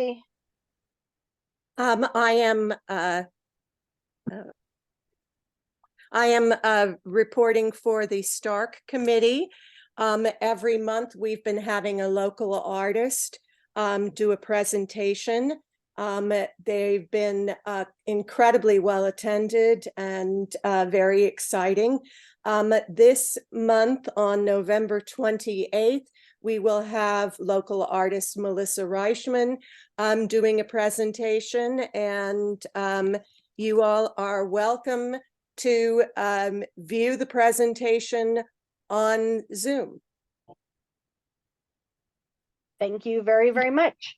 Could I just ask KT, what's her form of art? What's her medium? She does several different things, and I don't know her, so I don't know what she considers her primary. Okay, Glenn is next. Glenn, go ahead. Thanks. Before I do have general public, so you got to number 15 for general public comment. Go ahead. I just want to ask for item number 6. I was on when the Council District 7 report, but I didn't hear the budget advocate. Did they already give the report? No, Glenn, go ahead. Goodness, thank you. We don't have a budget advocate that gives reports. Yes, you do. Well, yes, he usually comes. Who is it? From Foothill Trails. And me. Oh, okay. That's why I asked. I didn't want to like overstep my. Go ahead, Glenn. In fact, I'll defer to Cindy, actually. No, go ahead, Glenn. It's great. All right. All right. So the budget advocates will hopefully by after midnight tonight have filled the one vacancy in Region 1, which is the Northeast Valley. So stay tuned for that announcement. With regards to our current work, we have started meeting with the city departments. We do this every year to get an idea of what they're going to be putting in their next budget request, which is due November 17th. So if you as a neighbor council or you even as individuals have particular needs that you feel need to be addressed in the upcoming new budget, between now and November 17th is the time to contact the departments for the initial go around. And so we will plan to meet not with all the 40 plus city departments, but most of them. And we'll try to get to as many of them as we can before the November 17th. We'll continue on though, even after that. The recommendations that come out of these meetings are shared with the mayor and the city council. And our role is as neighbor council budget advocates is citywide. And it's to amplify the voices of the individual neighbor councils. So please feel free to share your recommendations via Cindy or any of the budget advocates who are from Region 1. And then the other thing is that we did learn about the city controller having his town hall of what you really need to know about the budget is what he called it. And so even though it wasn't our event, we took it upon ourselves to make sure that all the neighbor council board members were invited to that. That was held the end of last month. And it was a good session, in my opinion. And some of you were there. But I do want to let you know that the recording is now available. It's 1 hour and 8 minutes. And I think it's well worth it, especially since we, the neighbor councils, are charged with advising the city on the delivery of city services and also regarding the city budget. So understanding the process and getting perhaps an idea of the controller's point of view, which is not the same as what's been always done. And also he had some great links of some data things that he's compiled, including one I recall was the vacancies that there are in the employees broken down by every single department. I think that was very interesting to see that as well. So anyway, that's on YouTube and it will be in our neighbor council report to neighbor councils, which will be coming out hopefully in the next day or two. You should get those beginning or close to the beginning of every month. So November's a little bit delayed, but you should be getting that shortly and we will put the link in there is the plan. So thank you very much. Yeah. Thank you. Anybody has any, like Glenn said, any particular interest in different departments within the city that you want to get involved more with regards to their budget? You know, Pat Kramer is concerned about transportation. There's an opportunity for you to participate. So let us know and we'll connect you as best we can. Okay. So Cindy, any more public comments or board comments? Nina has her hand raised, but I think she spoke already. Can I make a comment? And Lionel. And then Mark wants to speak. Mark, just this is general comment. This is a general comment, not a committee comment. And I wanted to tell people, if you remember, Richard Alarcon was our assembly member, and our field deputy was Manny Figueres. Tomorrow morning at 10 o'clock is his memorial service at St. Charles Church. St. Charles Borromeo, I think is how you say it down there on Lancashire and Woodman, and his burial is going to be at Forest Lawn at 2 p.m. and after that they'll be going to Casa Italiano down in LA if anybody's interested. But I would hope that maybe we could send a note to his family on behalf of our community, you know, because he was very good to us. So that's it. Okay. Oh, Lionel. Yes, good evening, Salantanga and community members. Lionel Murray speaking as an individual. I just want to let you know that I attended the California High-Speed Rail public listening session at the Pacoima City Hall the other night. It was well attended. There were members from Salantanga area, Shadow Hills, Lakeview Terrace, Sun Valley, Pacoima, and they did a presentation on the California High-Speed Rail that they plan on going through the San Gabriel Mountains, going through you know, Salantahunga area, Sun Valley, Pacoima. So it's gonna impact our environment because from what I've seen, from what I've heard, you know, they might use most likely eminent domain to get property in order to build the tunnels underground, and it's gonna be both underground and above ground. So I hope that anyone on this call can check when they have the time to go to California High-Speed Rail Authority website to learn more on the Palmdale to Burbank section. So that's the section of the high-speed rail that will impact the northeast San Fernando Valley. I'm for high-speed rail, but I'm just concerned about, you know, the sediment removal and the displacement of people and what other impacts it will have. So that's what I'm concerned about, because it's going to go through our communities. So we have to make sure that we are well informed.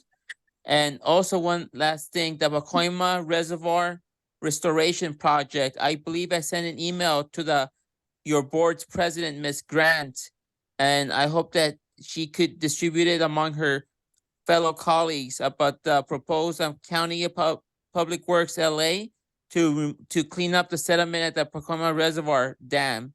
And like I said, it's also going to impact our communities because they have to transport the sediments and to dump on the landfills, the Sunshine Landfill or the Sun Valley landfill, and it's gonna go through our communities. So these are two very big projects, one from the county public works and the Pacoima Dam Reservoir Restoration, and the state of California High-Speed Rail Authority. So just wanted to keep my neighbors, which means you, well informed of what's going on. And I will do my best to keep all of you informed. It's a lot of tedious work. It's mentally exhausting, but I do it because I want to work with my colleagues and neighbors, and I believe in an educated society. Thank you. I yield the balance of my time. Thank you, Lionel. I appreciate it. Pat Kramer's next. Lionel. I did want to just make a little correction, Lionel. The high-speed rail routes are not going through Sunland Tahunga, so we don't want to scare our community. The proposed preferred route is along the 14 freeway, but it's gonna curve around and go through Cagle Canyon, and it's gonna go down through Cagle Canyon and cross Branford through Sun Valley. It's going to impact the 118, the 210, and all of the major arteries, including Foothill Boulevard in Lakeview Terrace. And then it's going to swing around through, as I said, through Sun Valley and connect to Burbank that way. But it is not going to go through Sunland Tahunga. I just want to make that correction. Thank you. Thank All you. right, thank you. And Thank Mark you. is next. Mark, go ahead. Hi, everybody. I'm coming in on Cindy's line here. Sorry about that. I just want, now that COVID is in the rear view mirror and we can start having public meetings again, I'm going to start having ham radio classes again. And during emergencies, ham radio is the only 100% effective way to communicate. So if you're interested in ham radio, or even if you just want to learn anything about it and you're not necessarily going to get your ham radio license, which you can, I'm going to start classes. There's 8 classes, 8 weeks in a row in the near future. Well, maybe starting in January. If anybody, I need a class of 10 to 15 people. So if you're interested, give me a call. There's a few of my students that I've had before. They're out here, and hello to my students. I hope you're having a good evening. Thank you very much.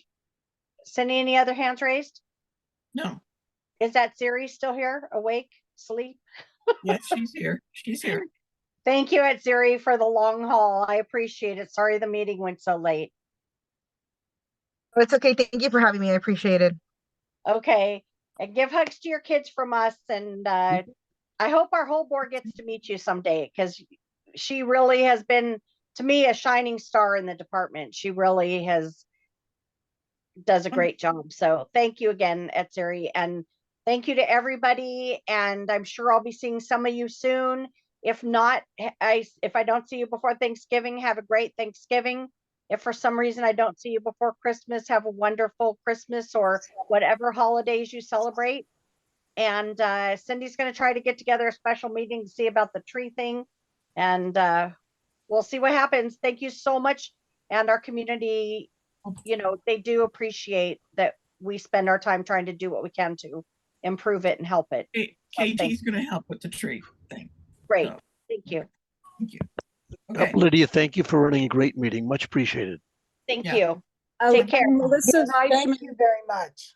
oils, Thank you. charcoal are all of revolving around issues of light. That's for Pat Kramer.